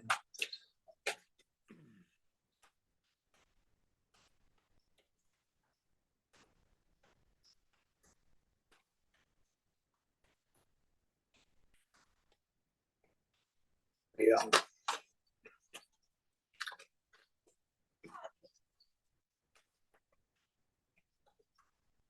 Okay, Leo, it feels like you've met your match.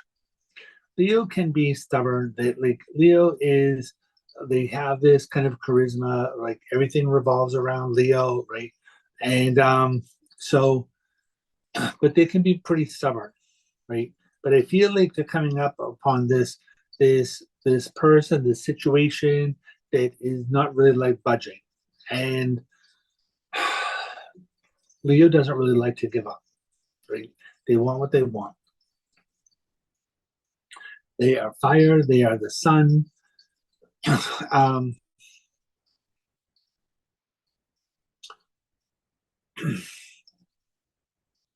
this is going to be a situation that you cannot trample through, and it's something that you're not going to be able to back down from.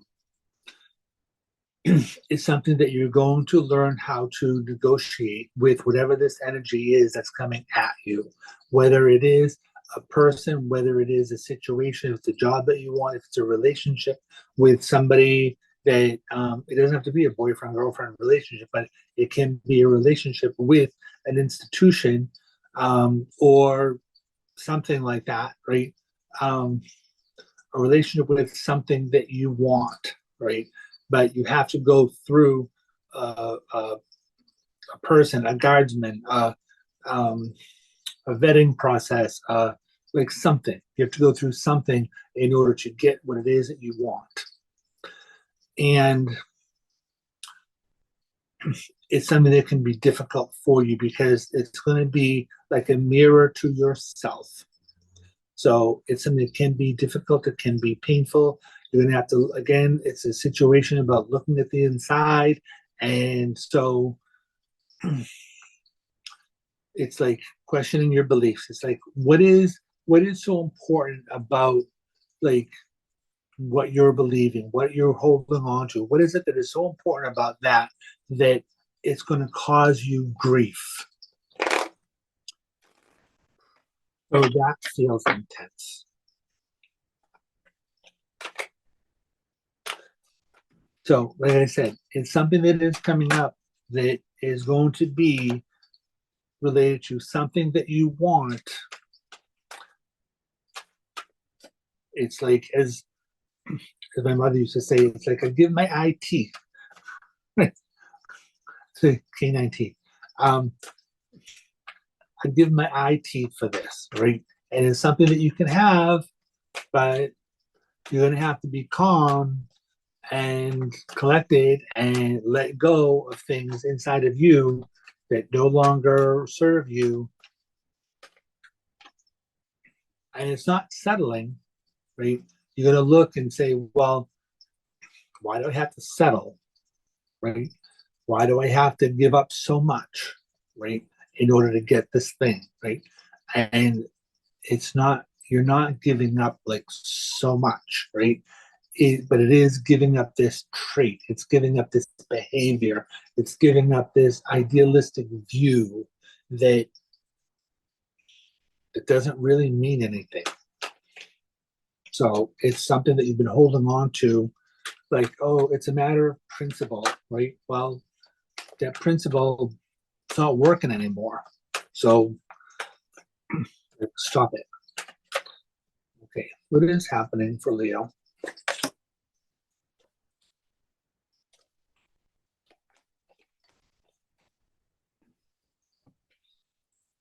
It's like you've been giving power to something that doesn't require anything.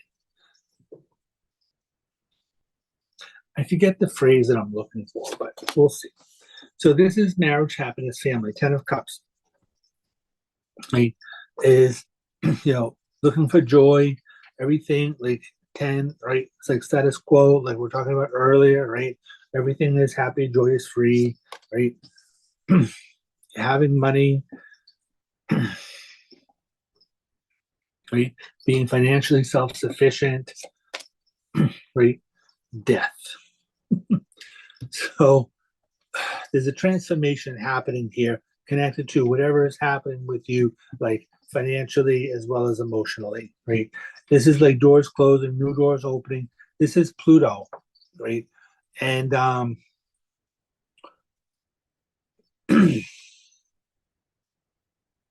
it's like doors closing, new doors opening. You're going through a transformation. I would tell you, really, probably in all areas of your life, right? So you're going to have to see what that is all about.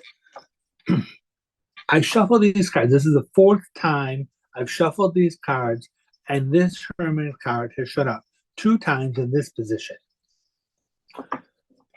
So bizarre. So bizarre. Like I shuffle them, I pull cards from different places, whatever, right? I don't know. Stuff is happening. So you're trying to get to a particular place in your life.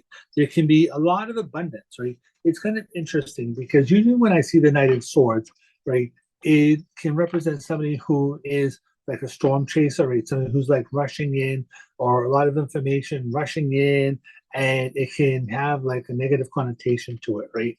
But this makes me feel like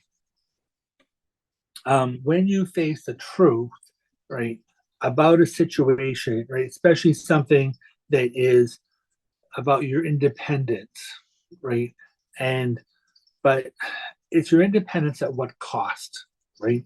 Because you have the Hermit card here, right? It's like this to me makes me feel like you could be alone in a crowd, right? And it's like whether you're being like the matriarch, whether you're being the patriarch of the family, something, whatever, right? Um, but there is some sort of a change that is trying to happen here, right?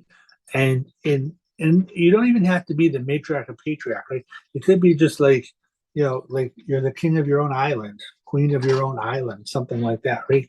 So, but there is a truth that is coming out here, right?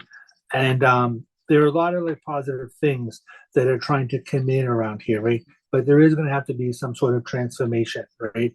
Because the way the status quo, right, as we said in the beginning, right, with the runes, the rune that represents joy, right? It's like everything is status quo. Everybody's doing what you want them to do, right? You're sitting on your throne, and everything is going according to your plan, right?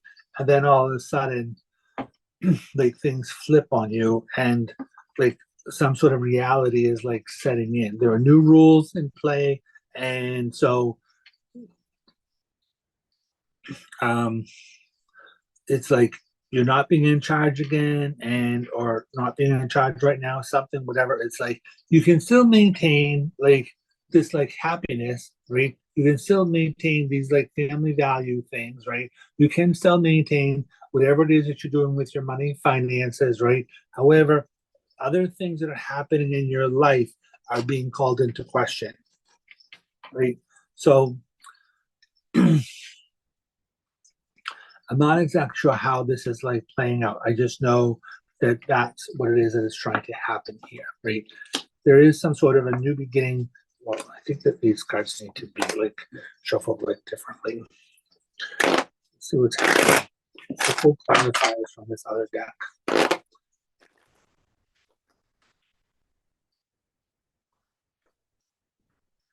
Again, we have death, money, finances,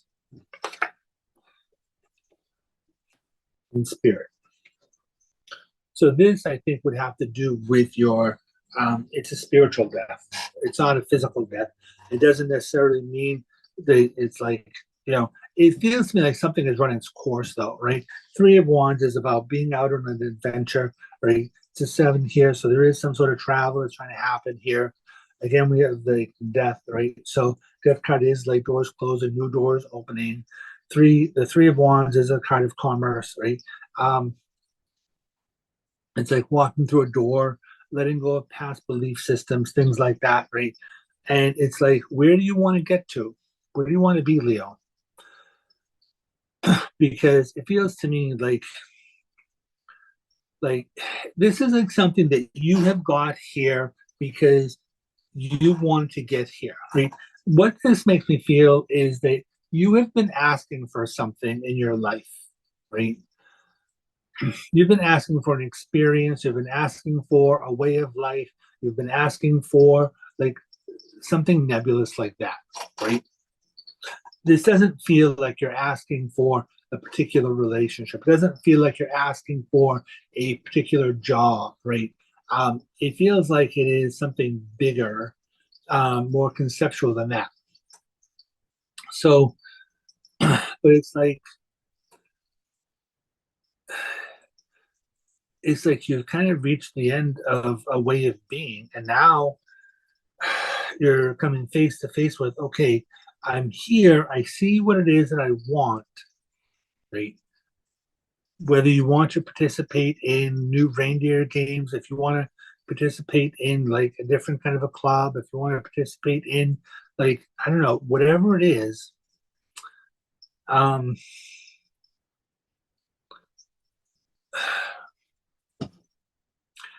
it makes me feel like you've been like a cog in a machine, right?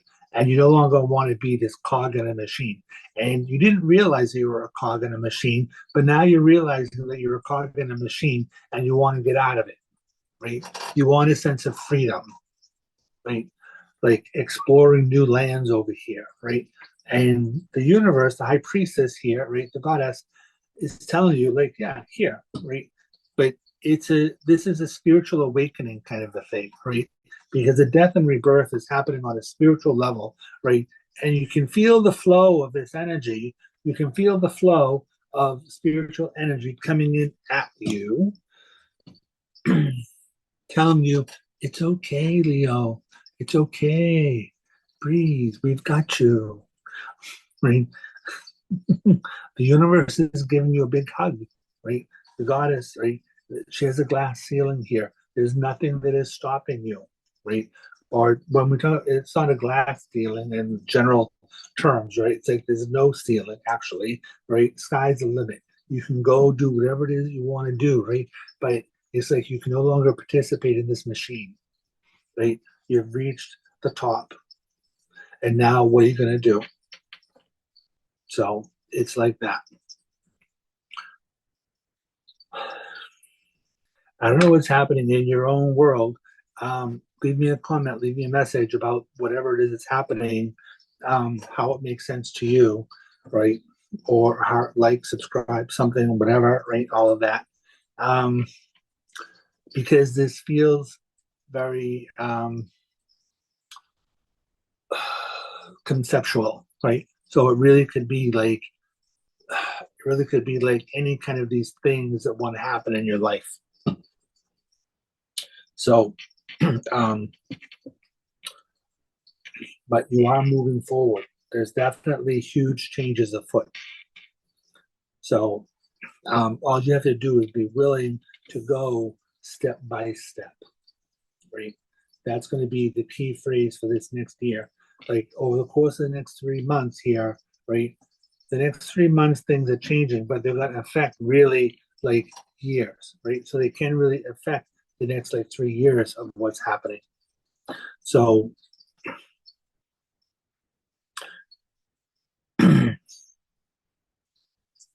I feel like you've been waiting your whole life for this thing to happen. So I just think that you weren't expecting it to be like this and to feel like this, etc. So okay.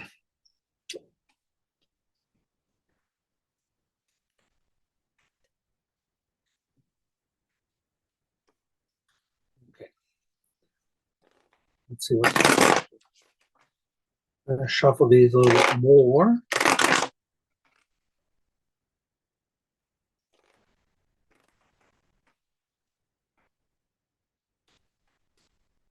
Okay. Next up, Virgo. What's happening, Virgo? I'm also a Virgo. Welcome. Okay, what's happening with the sign of Virgo? Virgo, Virgo, Virgo. What's happening for the sign of Virgo?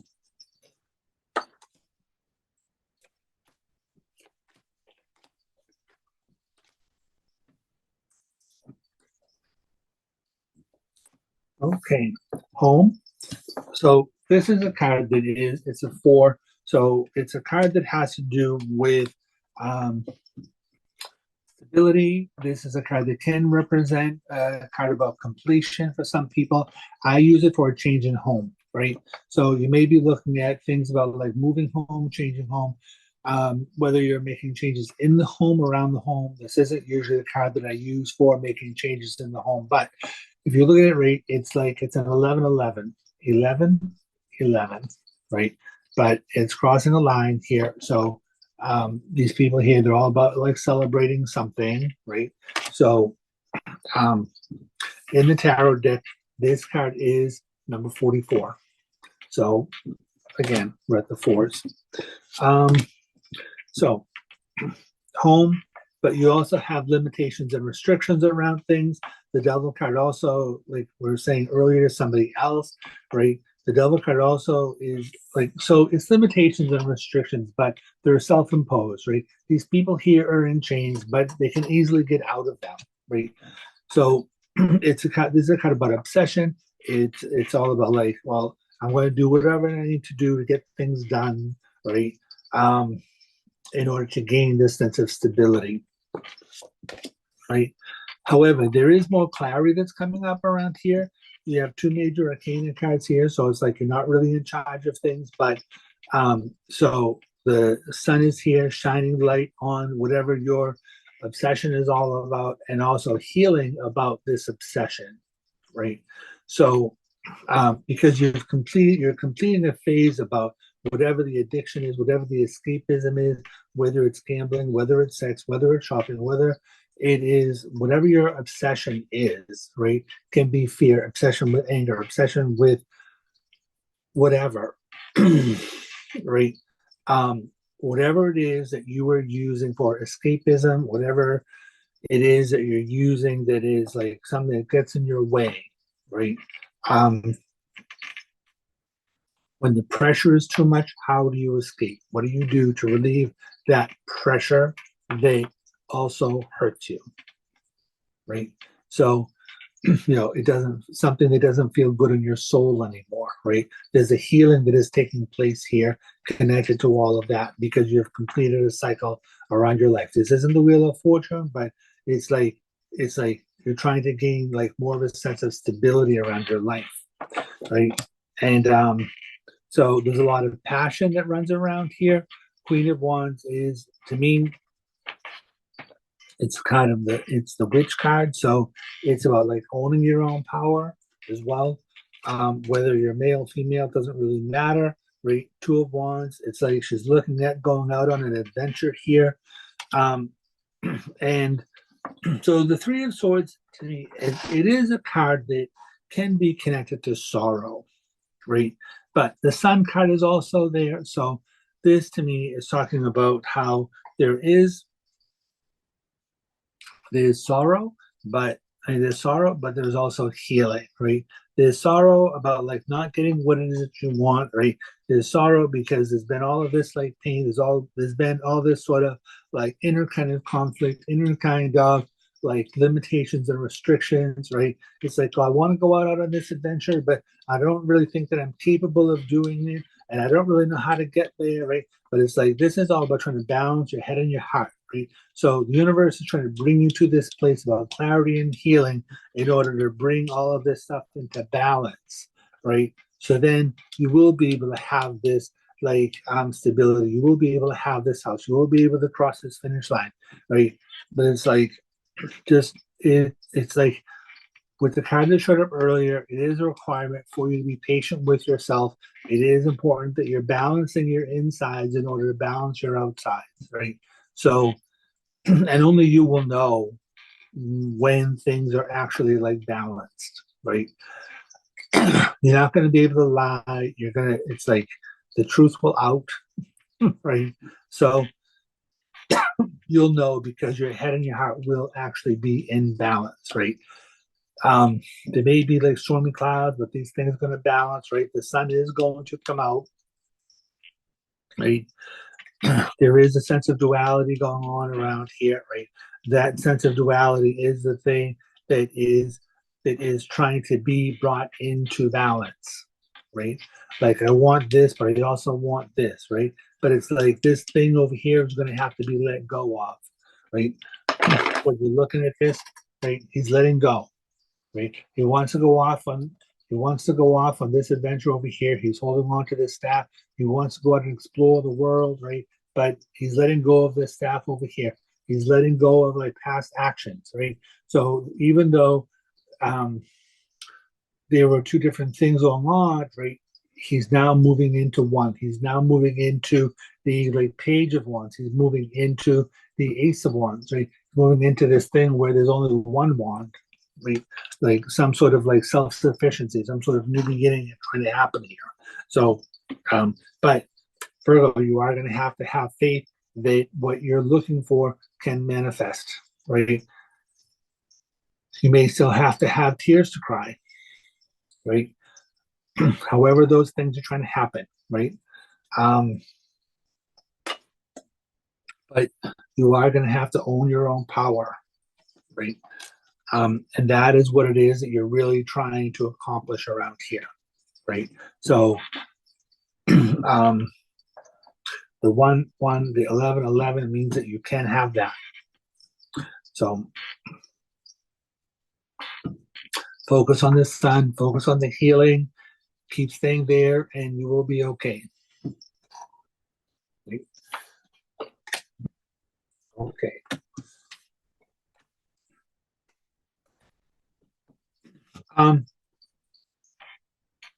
So for Virgo, because you are a Virgo, because I'm a Virgo, I do know that Mercury, the Devil card is in the sign of, I mean, the Devil is ruled by the sign of Capricorn, right? And so you do have the sun, right?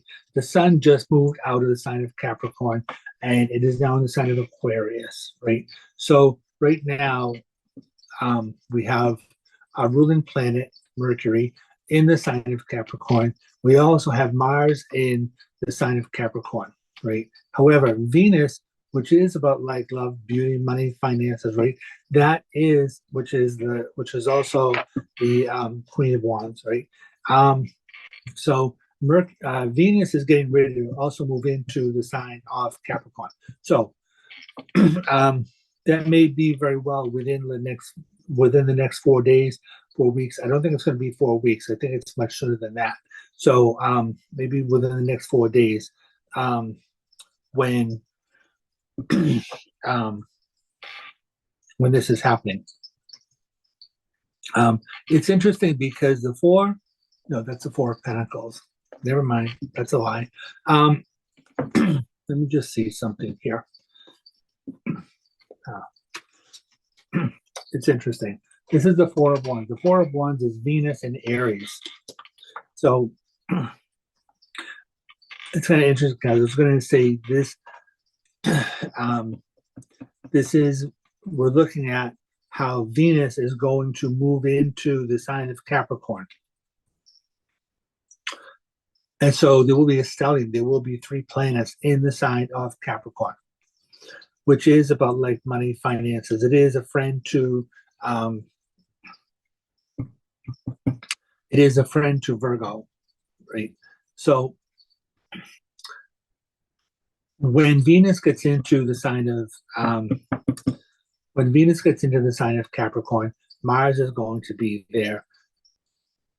Venus will be there, Mercury will be there. So 3 planets will be in the sign of Capricorn. It's going to be like very, very good for us because it will also be in a trine to Jupiter. So Venus is going to be in trine to Jupiter. It's going to be very beneficial for us. The 28th, it's going to be really good. So this week, I think that by the end of this week, for me, for you, I don't know about you, Virgo brothers and sisters. It's been feeling very like how things are being stuck, okay? But they say that Uranus is the only planet that is retrograde right now. By the end of the week, it's supposed to be going direct, right? I think that's happening on Saturday. So by Saturday, Uranus, which is also up there with Jupiter, is going to be direct. All planets will be direct, right? So Venus in the 5th house can be good for like money, finances. Can be good for luck, could be good for gambling, stuff like that. I'm not telling you to gamble. I'm just saying, like, that's what I was told. That's what I'm saying. So I feel like this is a good time period where like there can be more money, finances coming in for us. There can be big radical changes because Uranus is going direct, right? And it's sitting up there with Jupiter in our ninth house. So that's like foreign travel, can be like school education, things like that.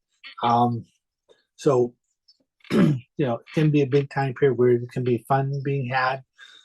After this time period, it's supposed to be a really good month for us, but I've been like waiting, and I just think that, you know, the limitations and restrictions, right? Trying to stay positive,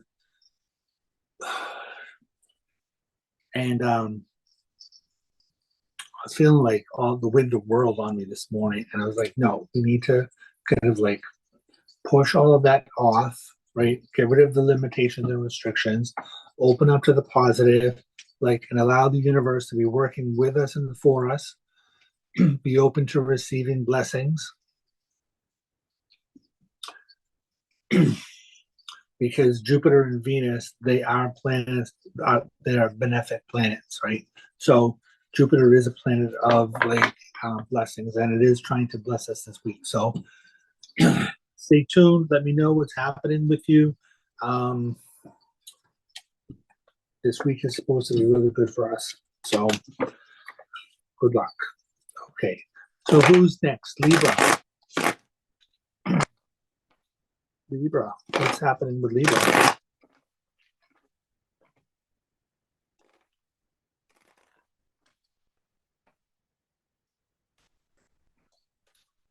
Libra, Libra, 3-5 for Libra.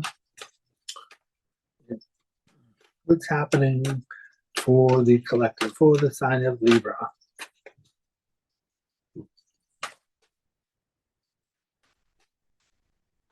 Feel very itchy, Libra. I don't know what that means. It's like things feeling uncomfortable. It's like I want to make a change. I want to wear. So you could be looking at like getting like different clothes, going through a wardrobe change.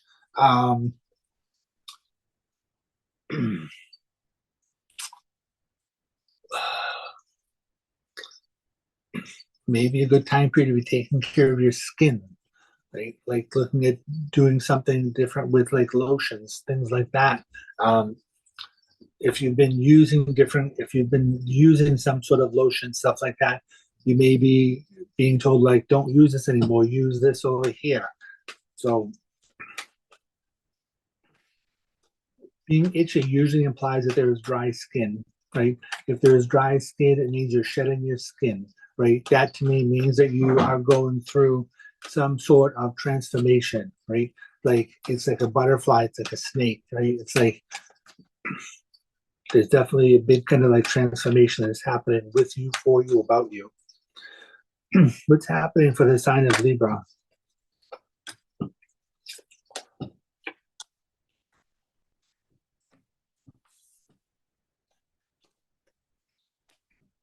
Libra, you're starting a new cycle, being open to all possibilities.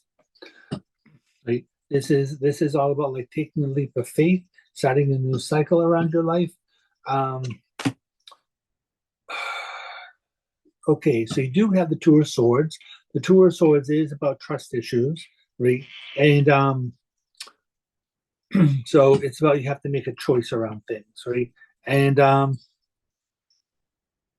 so usually when I see the Two of Swords, it's a card period about separation, right? So it's like leaving things behind, right? Leaving the calm of this land, going to this land out here, right? Like you can see the island out there, right? It's like you're in the comfort zone of this place, and it's like I want to get to the comfort place over there, right? But you're going to have to make some big changes. You're going to have to be open to the change in order for that to take place, right? Again, we have the Devil card. We do have the Devil card, which is about like limitations and restrictions, right? And Venus is the ruling planet of Libra, and Libra, Venus is going to be moving into the sign of Capricorn, right? And the Devil rules the sign of Capricorn. So when Venus moves into the sign of Capricorn, right? It's like there are going to be big changes that are trying to happen here with you, for you, about you, right? And this is happening like pretty soon. I don't know the exact date, but it's almost there, right? And I would say this here, there's a new moon in this card, right? So I would say by the time we get into the next new moon, there's going to be a lot of like changes. It's like with the devil card, it does represent limitations and restrictions, right? But you're going to have to make choices to get out of these limitations and restrictions, right? To get out of places that are limitations and restrictions for you, imposing on you, right? But like the devil card to me usually is about limitations and restrictions that are self-imposed, right? So this is the communication, it's thoughts, right? Thinking about all these things that could happen, that might happen, right? This is a card about think about all the emotional choices, right? This card is ruled by what do you want to call it? Ruled by the sign of Pisces. Saturn is in Pisces right now. So Saturn is all about like structure, it's about long-term goals, right? So it's like you're being asked to look at what kind of like emotional things are going to be good for you, that are going to be sustainable long-term, right? So you're going to be making choices here when Venus gets into the sign of Capricorn, right? So over the course of the next like week or so, you're going to have to make these choices about what is it that you really, really want, right? And don't be afraid of making a mistake, right? Because the devil card, right? Limitations and restrictions, right? This is a judgment card, right? And it's like you're being called into a new life, right? It's like there's an awakening here, right? The people in the coffins, right? It's like the being in the coffin is an old life, out of the coffin is a new life. This is Gabriel calling you to a new life, right? And so because the old life was very limiting, right? Something that you put yourself in this position that you didn't really want. You thought it was going to be okay. Well, oh, okay, I can do this, right? But it's like you were lying to yourself. You were in denial, and it's like, oh, I thought that I could do this. I thought that I could handle this, right? Oh, like I'll just tough it out. I'll just tough it out, and I'll be okay, right? And like lo and behold, it's not really working out, right? So you are going to have to make some big choices. Time is of the essence, right? And things are going to start happening quickly. The Eight of Wands here is a card about communication, right? So words, thought, writing, right? Like I would say this would be a good time for you to be doing journaling, like writing about what kind of things you want, what kind of choices you want, right? And what do you have to do to get there, right? And be clear, be honest with yourself, right? Get rid of the limitate. If you could have anything you want, right? How would you, like, universe is trying to bless you right now, right? So because to me, it like this isn't just you, but I feel like there's been a lot of things going on inside of people that they really, really wanted, but have been afraid to go after them, right? Pluto is just moving into Aquarius. It's changing signs. So there's a big shift in power. There's a whole like death and rebirth thing that's happening for really like a lot of people, right? And so in a lot of ways, the judgment card is related to like death and rebirth, right? They're coming out of their closet. They're coming out of their closets, right? So I don't know, maybe if you're gay, you're coming out, something like that, whatever, right? Or coming out of the closet does not necessarily mean just for gay people. It means like, what are you hiding about you, right? What kind of skeletons are in your closet that you've been hiding, right? What kind of truths do you need to be telling, right? Have you been like fake, right, with like your friends, right? Have you been manipulating people, right? Have you been saying that you're this person, but you're really this person, right? So those masks are trying to come off, right? You have to be real in order to be able to get to be where it is that you want to be. You have to be true. You have to honor your own self, and like, don't be afraid. So, like I said, there are choices. There's a lot of separation that's trying to happen here, and it's going to be happening quickly. So, good luck with all of that. So, who comes after Libra? Sagittarius. We're moving to the sign of Sagittarius. Sagittarius, you're moving forward. I don't know if you're making plans on like traveling cross country or to another country, Six of Swords is about moving forward, moving to better places in your life. It's a card that can represent traveling across water as well. What's happening for the sign of Sagittarius?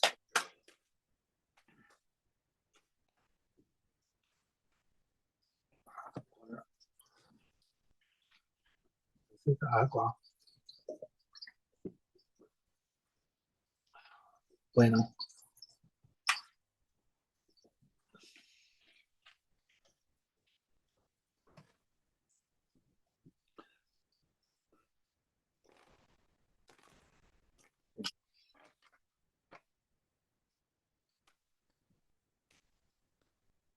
Show us, Spirit, what we need to know for the sign on Sagittarius. What's happening for the sign of Sagittarius? Making major decisions about your work, your money, your finances. New physical beings. You're looking at how you're trying to take care of your body differently. Ace of Pentacles is a new beginning, usually related to money and finances, but it's also can be, new beginnings financially, but also new beginnings on a physical level as well, right? So maybe you don't necessarily want to exercise, but maybe you have to exercise, because it's making major decisions around your life, right? And getting out of your head, getting into the physicality, right? Okay. Again, we have healing, being patient with yourself, getting off of the merry-go-round. We have 4 major arcana cards here. You have the Wheel of Fortune, you have the Hermit, you have the High Priestess, and you have Temperance, which is ruled by the sign of Sagittarius. Okay, so the Eight of Swords is a card that does talk about being like stuck, right? Being stuck with your thoughts. It's like, and usually they are self-imposed, because this woman here, she can get out of those binds if she wants to, right? Swords represent the mind, right? So this is an Eight of Swords. So if you look at the 8, right? The 8, right? But laid on the side, and it becomes an infinity symbol, right? So it's like, what cycle have you been trying to get out of, right? Because that is connected to the Wheel of Fortune here as well, right? So, all right. So when I see the Eight of Swords, I usually think of it as like making decisions that overwhelm you, right? So, but then it's related to, like I said, like money, finances, right? And where are we at? We're going into the sign of Aquarius. So you could be going through a lot of changes between now and the time period of Taurus, right? But this does also represent like some sort of a new beginning, like on a financial level, right? Especially if you're looking at making money related to healing somehow or another. But when I see the Temperance card, right, this is a card about healing. It is a card about balance. It is kind of about being patient with yourself, right? So especially if you're trying to make decisions that overwhelm you, right, it can be important where you are being patient with yourself. However, when I see the Temperance card, this is a card that's represented by the element of fire, right? Because it is Sagittarius. So, which is why we want to be patient with ourselves. But when I see this card, I usually scan people when I'm doing a one-on-one reading with somebody. I do look at I scan their physical body to see if there are kind of imbalances inside their body, right? So may want to be taking time and looking at what kind of imbalances are happening inside the body, taking care of yourself, like nutritionally or energetically, things like that, right? More something that is more on a holistic view, right? Spirit is trying to bring things to you in a more positive way, right? The high priestess, right? There's no ceiling above her, right? So it's like the sky's the limit, and the high priestess does represent the goddess. So it is about, the universe is trying to bless you with things, right? In terms of healing, in terms of like money, finances, right? But you have to make the decision to get off of your own merry-go-round over here, right? You have the Hermit card, you reach the pinnacle, right? And so you're looking for some sort of new beginning around here, right? You're kind of out here, you're surveying the land, right? Kind of looking out at things, and you're like, okay, where do I want to go to next, right? It's important that you're taking baby steps, but this is an inside journey, right? The Hermit is about looking inside, right? It's about making, he is a guy, I am a hermit, and so this is my card, and when it comes up, it's like, people can be saying like, oh, you can't do this, you can't do that. It's like, well, like, I will show you, right? The Hermit card is about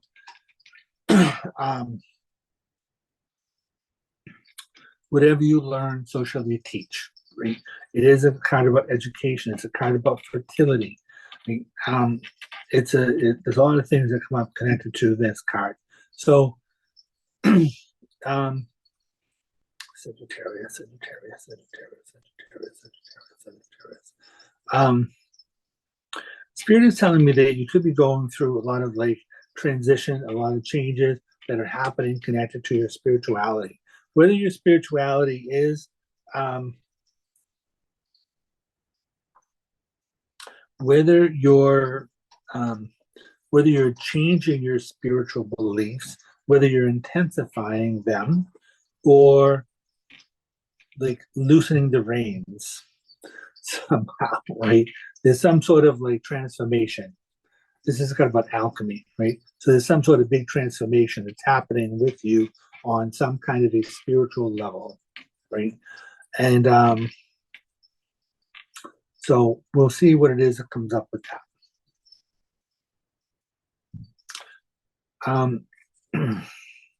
This does look like there can be changes that are trying to happen for you around relationships, right? And when I'm saying that, right, the Ace of Pentacles is a card that can represent a ring, right? Like a wedding ring when it comes up around relationships. So if you've been having these like on again, off again kind of relationships, or like should I, shouldn't I, should I, shouldn't I, right? As far as relationships, right? It's like this may very well be time for you to like pop the question, right? Like making decisions that overwhelm you, right? That can be like leaving a relationship, and when you leave the relationship, it allows you to move forward, and then the person that you're meant to be with can come in, because the Wheel of Fortune is about karma, right? It's related to Jupiter, right? And Jupiter is in the sign of Taurus, so that is about like money, finances, right? And so, and like I said, like relationship oriented things, right? Your belief systems is connected to like Jupiter, right? And so there can be changes that are going on like that for you.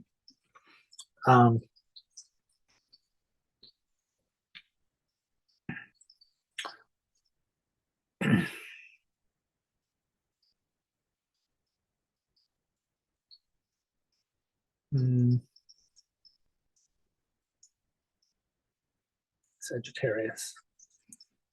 Sagittarius.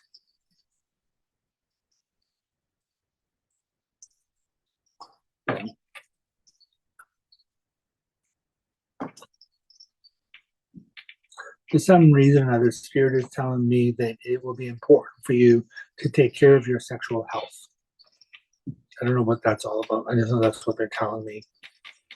So, because I think that there are things going on connected to the root chakra. The root chakra is connected to like money, the money, home,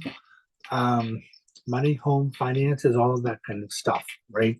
So that is also the chakra that can be connected to the like your sexual health and stuff like that part of your body, because each chakra is connected to an endocrine system.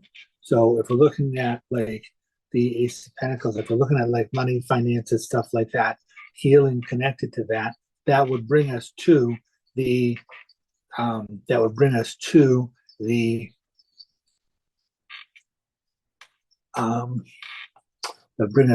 root chakra. So it may be important for you to be wearing red, or maybe like loosen up the red a little bit, because it is fire, right? So you may be like burnt out, right? So like I said, it's about balance, whether you're like overstimulated or understimulated, right? It's about like creating some sort of balance in your life. So in order to create like healing, but we are looking at spiritual healing, right? So this is why we're looking at things that are related to like your chakras and things like that. Okay, so who comes up after that? So we're looking into the sign of Capricorn.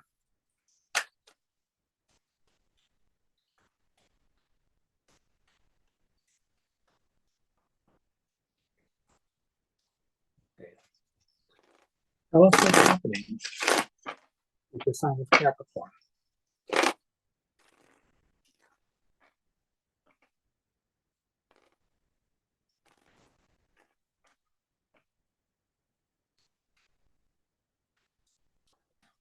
Capricorn, Capricorn, Capricorn. What's happening with the sign of Capricorn?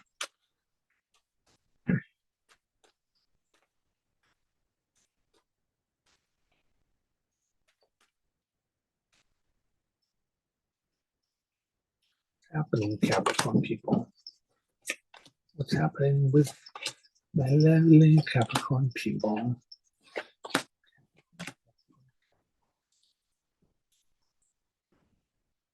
Okay. Capricorn is experiencing a lot of chaos right now. Big surprise. Capricorn, you have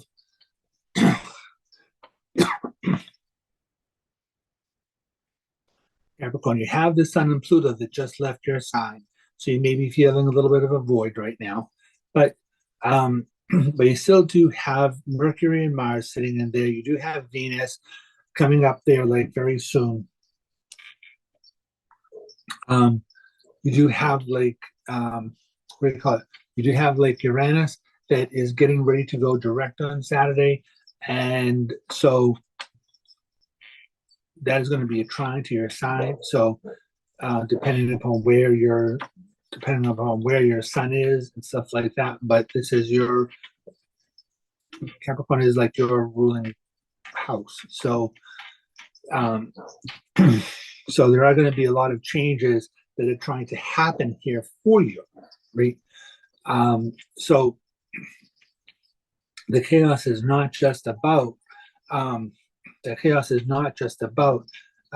Pluto, the sun leaving, but it is about you making decisions about like what it is that you really want, right?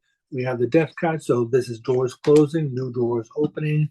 You have the tower, there's a tearing down in order to rebuild. Like Pluto just moved into your next sign, your second house. So this is something that can affect your money, your finances, like how you take care of yourself, things like that. And so there's a lot of shift that's trying to happen in your energy, right? This can be a very emotional time period for you.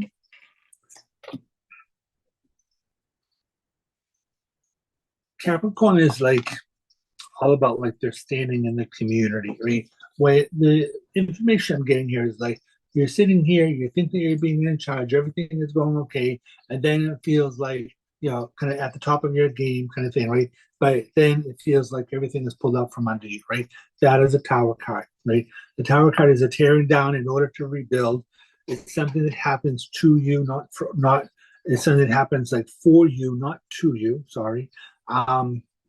It is Mars, right? But lately I've been seeing this as being connected to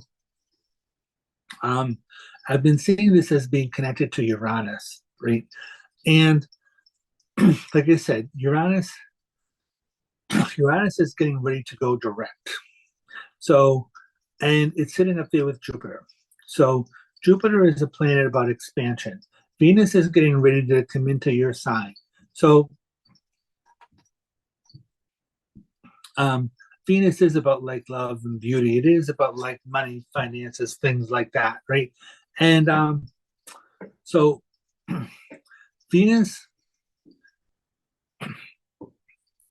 Venus coming into your house, right? It is going to be really good for you. It is going to bring in this whole energy about like you looking at what is it you want to be doing different as far as like your money and finances, stuff like that. It's like looking, because what I was looking at is like people who have been supporting you, people who have been like your employees, things like that, right?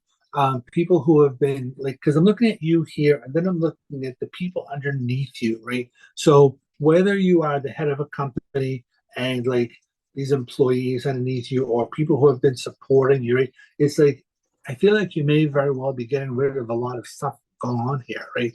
Looking at different ways of how you are supporting yourself, right?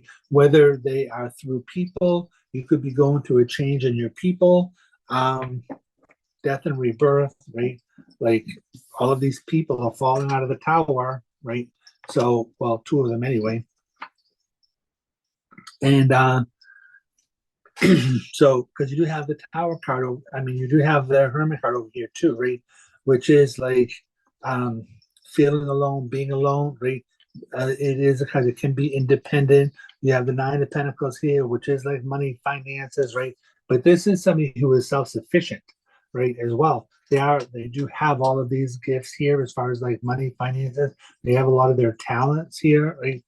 And so and you're able to be trusting your intuition here too, right? The King of Cups.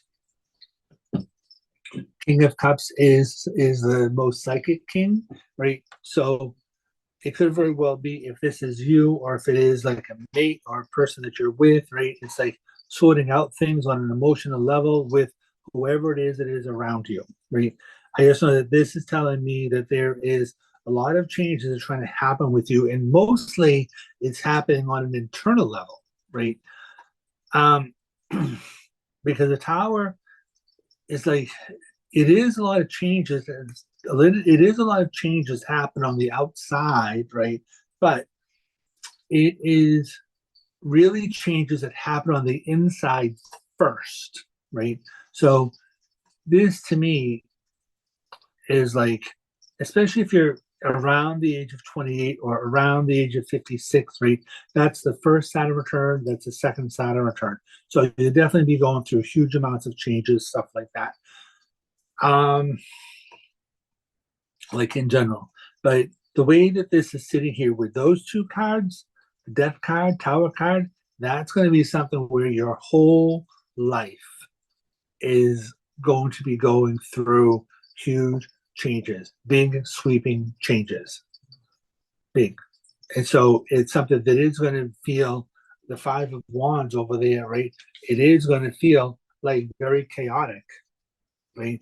But it's like this to me. So some people say the Five of Wands, right? They have all of these like staves, right? But they're not. They're meant to be swords, right? But they're staves. So this is like they're practicing, right? So what Spirit is telling me is that you've been practicing for the big game, right? You've been practicing for the big play, opening night, right?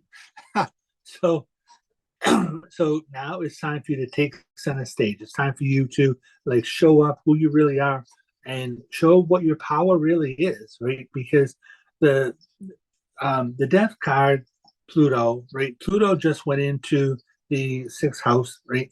And so it's going to be it's transformation, really, in terms of like it went into Aquarius, it went into your second house. So it is about um, Pluto going into your second house is going to bring about changes in turn, like transformation, not just change. We're not talking about just like, oh, I don't like this job, I'm going to have that job, right? It's it's a transformation, right? It's a change in power, right? So it's about, but it's going to be more about like owning your own power, right?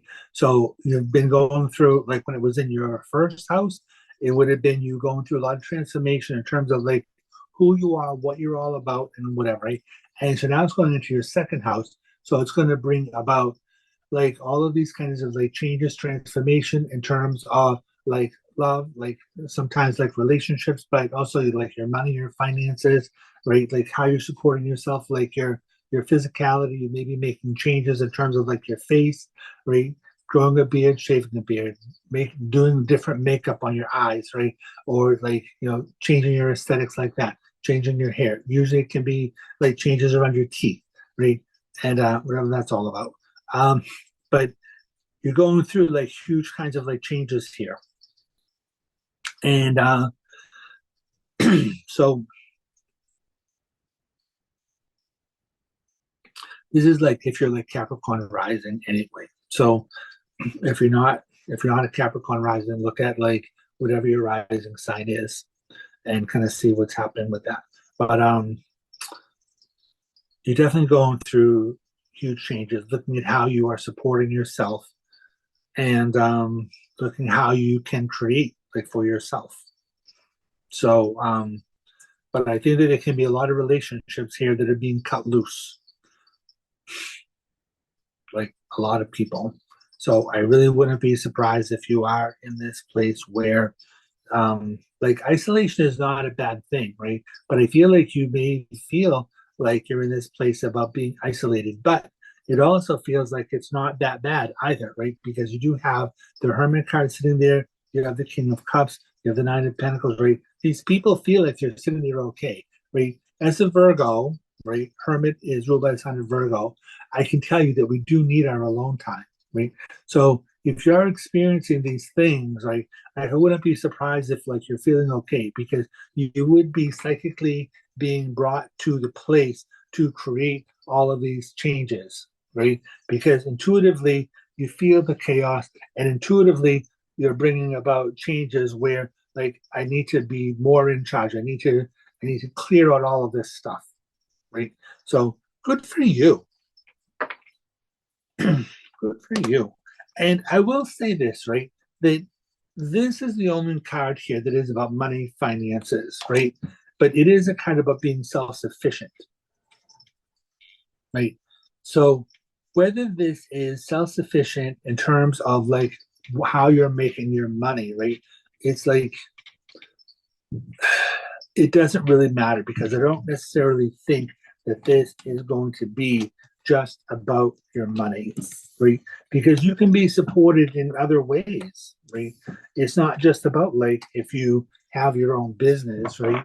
It's like if you want to do things and your friends are like fake, right? Or if you have to be fake in order to maintain these friends, right? And so now it's like you're trying to be real and then those people don't like it, they don't like who you really are, then good, send them away, right? Because this is a big time period about transformation for you. Good luck. So we're looking into the sign of Aquarius.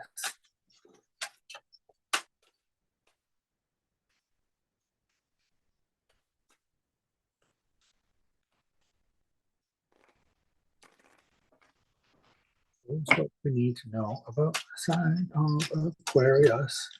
Aquarius, Aquarius. La, la, la, la, la.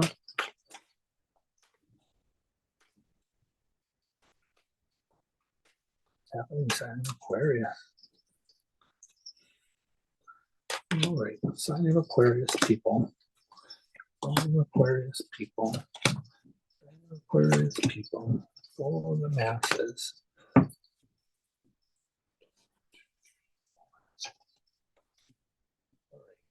So of course you do.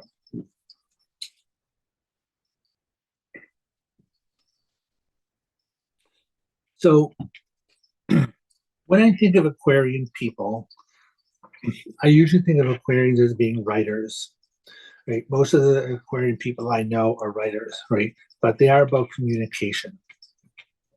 Right? So whether they're writing, teaching, thinking, speaking, whatever it is, right? It's going to be something that's like very important for you, right? Um, so thinking about money, finances, things like that. Five of Pentacles is usually connected to worry about money and finances, but this is about five as a number of change. So there can be changes that are happening connected to your money and finances, right? Technically, right? Technically, this is, some people think of this as being a negative card, right? But it also is a card that represents that there is help around you for whatever it is that you're trying to do. Five is the number of change, right? These people are out in the snow, right? But they're also moving away, right? They're not staying here, right? So this is a time period where you could very well be making changes as far as your money and finances. If whatever you're doing isn't working for you right now, it is a good opportunity. It's like this would talk about how you're thinking about making those changes in terms of your money and finances. So it's not really a negative card. It's like it's literally thinking, talking, whatever, about moving in a different direction in terms of what you're doing money and financial wise, right? In this window, there is an anchor, right? So it's like if you stay where you are, it's like you're being stuck, right? But it's like lift up anchor, right? This is a church, right? It means that there's help for you, right? But like these people are going in a different direction here. They are going and finding help, the help that is available to them. It's right around the corner, right? And so this is about how you're putting energy into things, right? It will require you to put energy into whatever it is that you're trying to do, right? So it's like this makes me feel like there can be some frustration happening, right? There is only frustration happening with you if you stay in this place about worry, right? If you let go of worry and you make the change, right? If you put the appropriate energy, if you listen to the beginning of the reading, right, you will see that this is a time period about formed energy, right? It's like worry is a useless and stagnant emotion, right? So it's like stay out of the worry and think about what it is that you're letting go of and where it is you want to go, right? So look at this section about the runes. And so, yeah, as long as you're putting the appropriate energy into what it is you're thinking about, right, talking about, writing about, right? If you're journaling, that would be a good idea, right? Because it will help you to get unstuck, right? And like free flowing writing, not journaling in terms of like Aquarian people, they like to have everything like concise, right? Like most Aquarians I know, they tend to be smart, right? Which can be good for them. It can also work against them because they want to have these rules around communication and stuff like that. They want to be exact about things, right? But when I'm talking about like writing, journaling, stuff like that, right? I'm talking about like free flow. I'm talking about letting things come up, right? About just like writing, not editing as you go along, just like writing, right? So when you're putting energy into the writing and writing and journaling in that way, right, then you let go of pretense, right? I'm just saying that because, like, I know a lot of like Aquarians who they can tend to be a little on the pompous side. So, if you're being honest with yourself, you know that that's true. Um, so, like, I'm not saying that they're bad people, whatever. I have a couple of Aquarian people in my life who are like really good friends of mine, and I love them to death. But they have this thing, so it's that. So I'm just saying, let go of all of that. Free flow, write, journal, don't edit as you're going along, right? Don't try to make it sound good or look good or whatever, right? Don't try to stay within the lines. Just like, right, let all the emotions out and let it go, whatever, right? Let go of all of the aggravation, let go of all of the frustration, right? And like, stop worrying about all of that, right? Like, write everything down, and then you will see all under all of that stuff, the truth will be revealed, right? And then you can put energy, appropriate energy, formed energy towards whatever the truth is about what you're really trying to get at, right? Things are happening. This is victory, right? Things are coming in like pretty quickly when you change the direction about where you're trying to get to, when you're walking away, when you're walking away from things that no longer serve you, right? And go toward, when you're putting the energy towards something that is what you really want, right? There is victory, right? Things will come in like pretty quickly, and you will be able to become like more self-sufficient, right? This is the Nine of Pentacles. There's a card of somebody living in the lap of luxury, right? And she has her pretty house up and back, right? She has a lot of these like gifts and talents running around her, right? She owns her own power. She owns her own money, finances. She's in the vineyard, right? And so it's like you're moving into a very different place in your life, like financially, right? And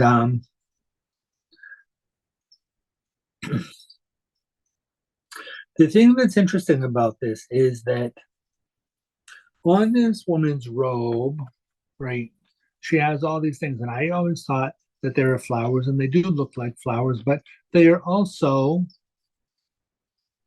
some of them look like the sign of Venus. And Venus is about like money and finances. I'm going to look in the Crowley deck and see, because the Crowley deck has the astrological correspondence to the cards. So I want to see what the Nine of Pentacles is. If I can find it. Nine of Pentacles. Nine of Pentacles is Venus in Virgo. So there you go. This is the Nine of Pentacles. There's Venus up the top. So here we go. Venus in Virgo. That's interesting because Venus is getting ready to go into the sign of Capricorn, which will be about like money, finances. It will improve like the money for the sign of Virgo. But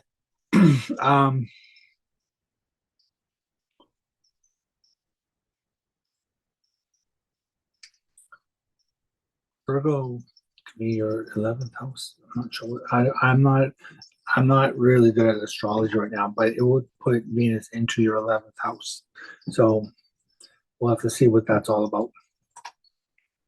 But anyway, the Nine of Pentacles is about like money, finances. It's a nine, so it's a completion of a cycle as far as money, finances are concerned. It's like, she has her money, she's in control of her money, she has her money over here, and she can extend money, she can like loan money out if she wants. She knows how much to loan out and how much to keep on for herself and stuff like that, right? So it's a woman that lives in the lap of luxury as far as I'm concerned. It's a card that can be good as far as, like government help, like money as far as government help, stuff like that is concerned, right? It just sounds like there is like some sort of help that is coming for you in a financial way, right? And it's something that would come like fast, right? So because you are heading in a different direction here. So the spirit is telling me that this can be a time period that is not just about like changing what it is that you do financially. It may be a time period that has to do with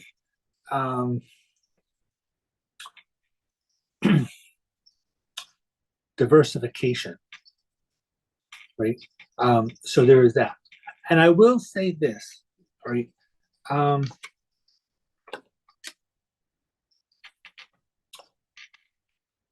So if you're not looking for like financial things, right? If you're looking more so for things that have to do with relationship oriented things, right? Looking for a card that was like sitting here with this.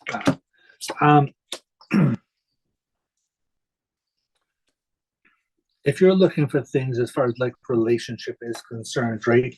The Knight of Wands is a card that can be related to somebody that's a player, right?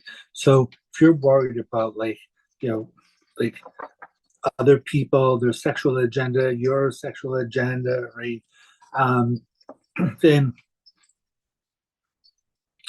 you may very well have to like change your agenda for yourself. Do you see those like both? So you're probably going to have to change the place where you're meeting, like whoever it is that you're trying to be attracted to, right? Because there's a lot of thinking about like worry about like whoever this is that is around you, right? Especially people who have people who you think have power over you, right? But you're going to have to claim your own power in order for you to, because there's going to have to be balance, right? Remember in the beginning, we're looking at these cards that have to do with healing, that have to do with balance, right? Transformation, alchemy, right? Letting things go, owning your own power, right? So,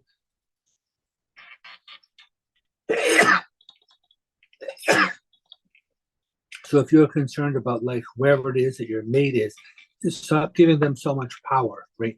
Own your own power, right? And because this to me feels like there's an emptiness going on inside here somehow.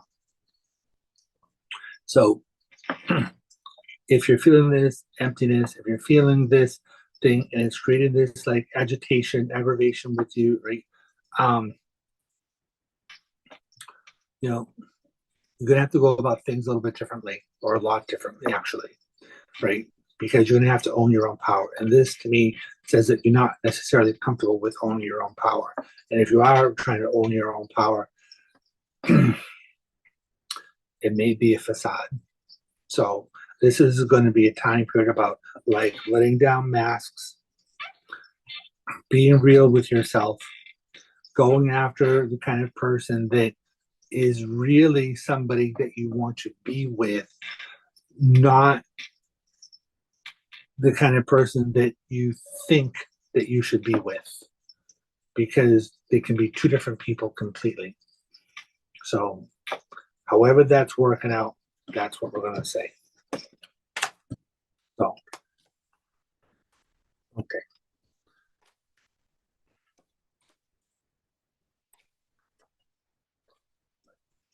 So,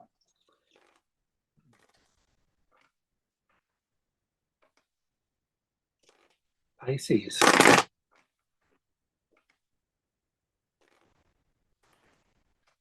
Last but not least, Pisces, my opposite sign.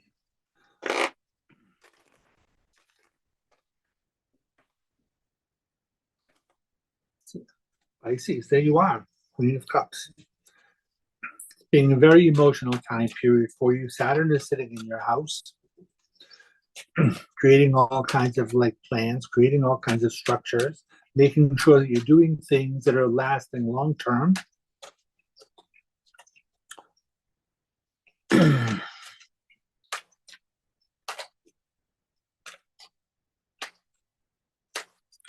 Like if you're a Pisces, Pisces rising, then that would put that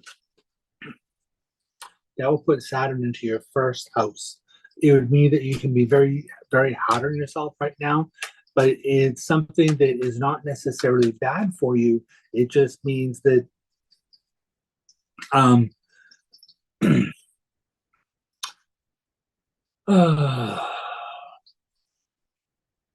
It just means that you could be like doing a lot of like structuring around yourself, looking at the structure of your life, like looking at how you can last like long term, right? And which could be like looking at your mortality too, right? And seeing how you can extend your life, things like that. Um, that's interesting information. Let's see what's happening for like Pisces people. Let's see Pisces. What's happening with Pisces individuals?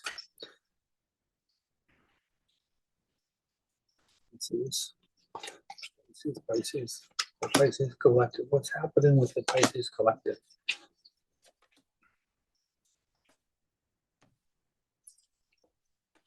Okay. Pisces looking at choices, a little bit of like escapism, a little bit of daydreaming stuff happening here, right? Thinking about the burdens, problems, responsibilities, seeing how to solve things, how to get things to closure.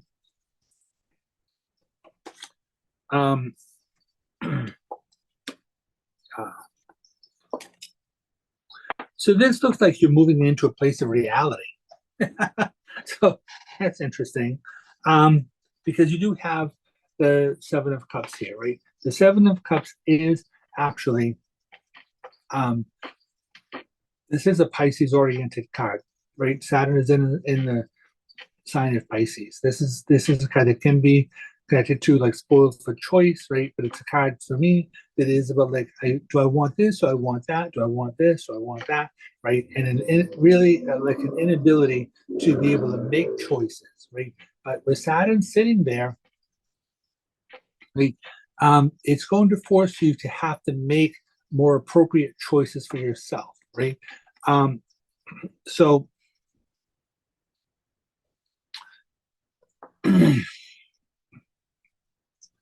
this is going to be a time period where it's like, it's not that you can't have all of the things in the Seven of Cups, right? But it's like, choose something, right? Be clear about your choices, right? When you become clear about your choices and what is it that you really want, when you start focusing on those things, right? When you focus on that particular thing that you really, really want, right? Then it becomes easier, right? Because this is a card that is it's a card that's connected to Neptune. So it's kind of like fog. It's very nebulous, right? So if you want something, right, and so this is why you have the Ten of Wands. The Ten of Wands is about burdens, problems, responsibilities. It's about difficulties, right? So if you're having trouble manifesting right now because your goals, dreams, aspirations are sitting here, right? So and so it's like if things aren't really manifesting the way you want them to manifest, right? Then the Hangman card here, we'll talk about changing your perspective, right? The Hangman card is also a water card, right? So, within looking at all the things, and I want this, right? Choose one, right? It may be difficult, right? But like, choose one thing that you really want, right? Go slow, choose one thing at a time. You could end up with all seven, right? But it's like, choose one for right now, bring that thing to earth, right? Manifest that thing, right? Like, instead of, because it's like you're keeping stuff out here somewhere, right? So it's like, things can be difficult, living out in your head, living out in the ethos, right? Not even like in the mental plane, but like further out. So it's like changing your perspective, right? Getting a different view on things, right? Like, it's like you're almost home. The manifestation is almost here, right? You're harvesting things in your life right now, right? But it looks to me like you're heading in a different direction. We are coming up to a full moon. The full moon in this card, right? Eight of Cups talks about not starting a new cycle, but heading a different direction, right? You're having to make some choices around your life, right? This is about trust issues, but And so it's like, so that's going to create difficulties around your life right now, right? And so you do have the star card here, which is about your goals, dreams, aspirations. It is about like, I want to have this thing, right? But you have the two water cups over here, right? So this is going to be about like trying to balance things in your life as well, like at least on an emotional level, right? So there are like 8 stars in this card, which is connected to the strength card, right? So you do have the strength, the abilities to get things done, right? But it's like you're creating delays, right? You're creating delays because you're not really knowing what it is that you want. When you know what it is that you want, right, then things start manifesting. This is a card that is about choices over here, right? But it's a card about trust issues, right? Like, oh, like if I head off in this other direction, right? If I'm walking away from these things that I know and love, am I going to be able to have what it is that I want, right? But it's like you've been fantasizing, you've been dreaming about like doing this walking away thing for a while anyway. Things are becoming like more hazardous, they're becoming more difficult as you're moving along, and you're sitting here in this victim mode, right? And it's like, how do I get out of this? How do I get out of this? You get out of this by walking away, you get out of this by separating. And then when you're walking away, when you're separating, then you're getting your goals, dreams, and aspirations, right? But it's like you have to own your own power, right? Changing your perspective instead of being a victim, own your own power, right? These cards are not necessarily negative, right? But um, but this does feel like it can be like it can make me feel like you're in kind of a difficult place, right? Because it does make me feel like you are turning things around in your life. It does make me feel like you're not being a victim anymore, right? And it's like, but it feels like it's being difficult to maintain the equilibrium, right? Trying to, it's like, do I have this choice and I have this choice, right? It's like I'm sitting here and I'm holding the weights, right, of the scales, right? I'm sitting here and I'm trying to maintain this balance. I'm trying to maintain this equilibrium, and I don't know if I can maintain this equilibrium. I don't know if I'm going to fall, right? And it's like I would tell you to pray your ass off, right? But this is the thing, right? Praying is like talking to God. Meditation is listening, right? So when like, and I'm not Catholic, so when I say like God, I say whoever it is that you believe in, right? So, um, so whatever that is for you, right? Whoever you're praying to, meditating to, right? It's about like kind of meditating and listening to your intuition, right? And just know that the more you're letting things go, the more you're letting it go, the more you're letting it go, right? This is going to be like, so this is a 12, right? So it is connected to like 12-step program, stuff like that, right? So 12-step program is like a day at a time, right? So this is definitely going to be like, you're almost there, right? You're almost home free, right? So could very well be like looking for a new home too, right? This could be like if you're dealing with like obsession, right? It's like this is the card about what do I want to call it? It's a card that has to do with harvesting all of the work that you've done, right? But if you're obsessed around carrying all of these burdens, right, then you may have to think about like letting some go, right? So if you are really looking to start a new cycle around your life, if you are looking to do something new, something different, right? Maybe you don't need 10, right? Maybe you only really need 3. So, because when you get to the new place, your goals, dreams, aspirations are here, and there will be support for you, right? It's just, this makes me feel like you're carrying a lot of weight that doesn't really belong to you. So,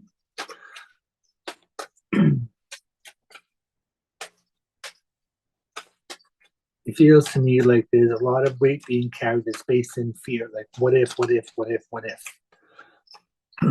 So, see, trust your emotions, right? Goals, dreams, and aspirations. The Star card twice. Changing your perspective around things. We understand this can be difficult for you, right? Starting a new cycle, right? Walking away from conflict, right? It's like you're going to have to be in a place where you're able to stand up for your convictions, right? Can be a lot of people telling you no, no, no, no, coming at you, questioning who you are, what you're about. But it's like you're going to have to stand up for who you are, right? So, Queen of Swords, ruled by the sign of Athena, or by the goddess Athena,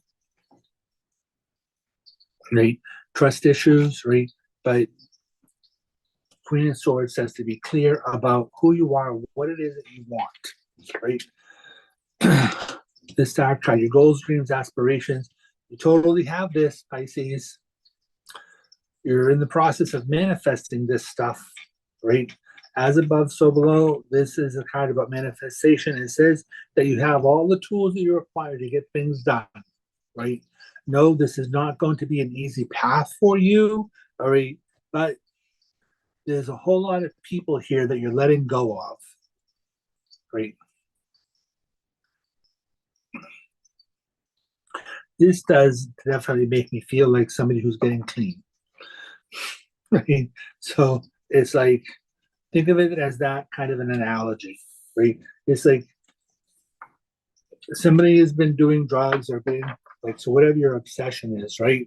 Whatever you've been holding on to, whatever kind of thing you have, whatever your gig is, right? It's like somebody who's been involved with their drug life, whatever, and all of these things, and looking at all of the like the drugs that sustain you, right? Like I can't live without this, right? That's the obsession. I can't live without this drug. I can't live without this drink. I can't live without this person. I can't live without these people in my life. I can't live without this job. I can't live without whatever it is, right? And then you decide, this is like too much. This is not working for me. My life is unmanageable, right? All of this stuff, all of this chaos, all of this drama. What do I have to do to keep the ball rolling, right? What do I have to do to keep this machine rolling? And it's like, I'm tired. It's like, let it go. Let go of that whole thing. Be at peace with yourself. Let the chips fall where they may. Walk away from it all. When you let all of that go, the universe will bring new things in, right?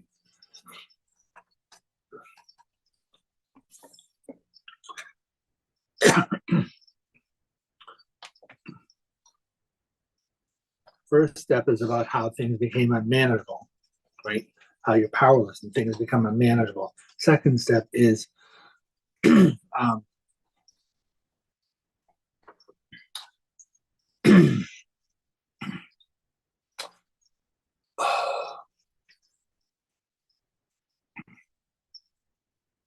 have like 15 different people in my head right now trying to like bring me to a different place.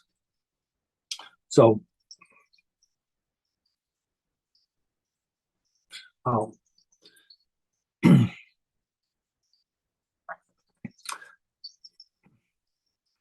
it's like becoming willing, right? So it's about I'm letting things go and then becoming willing to do something different.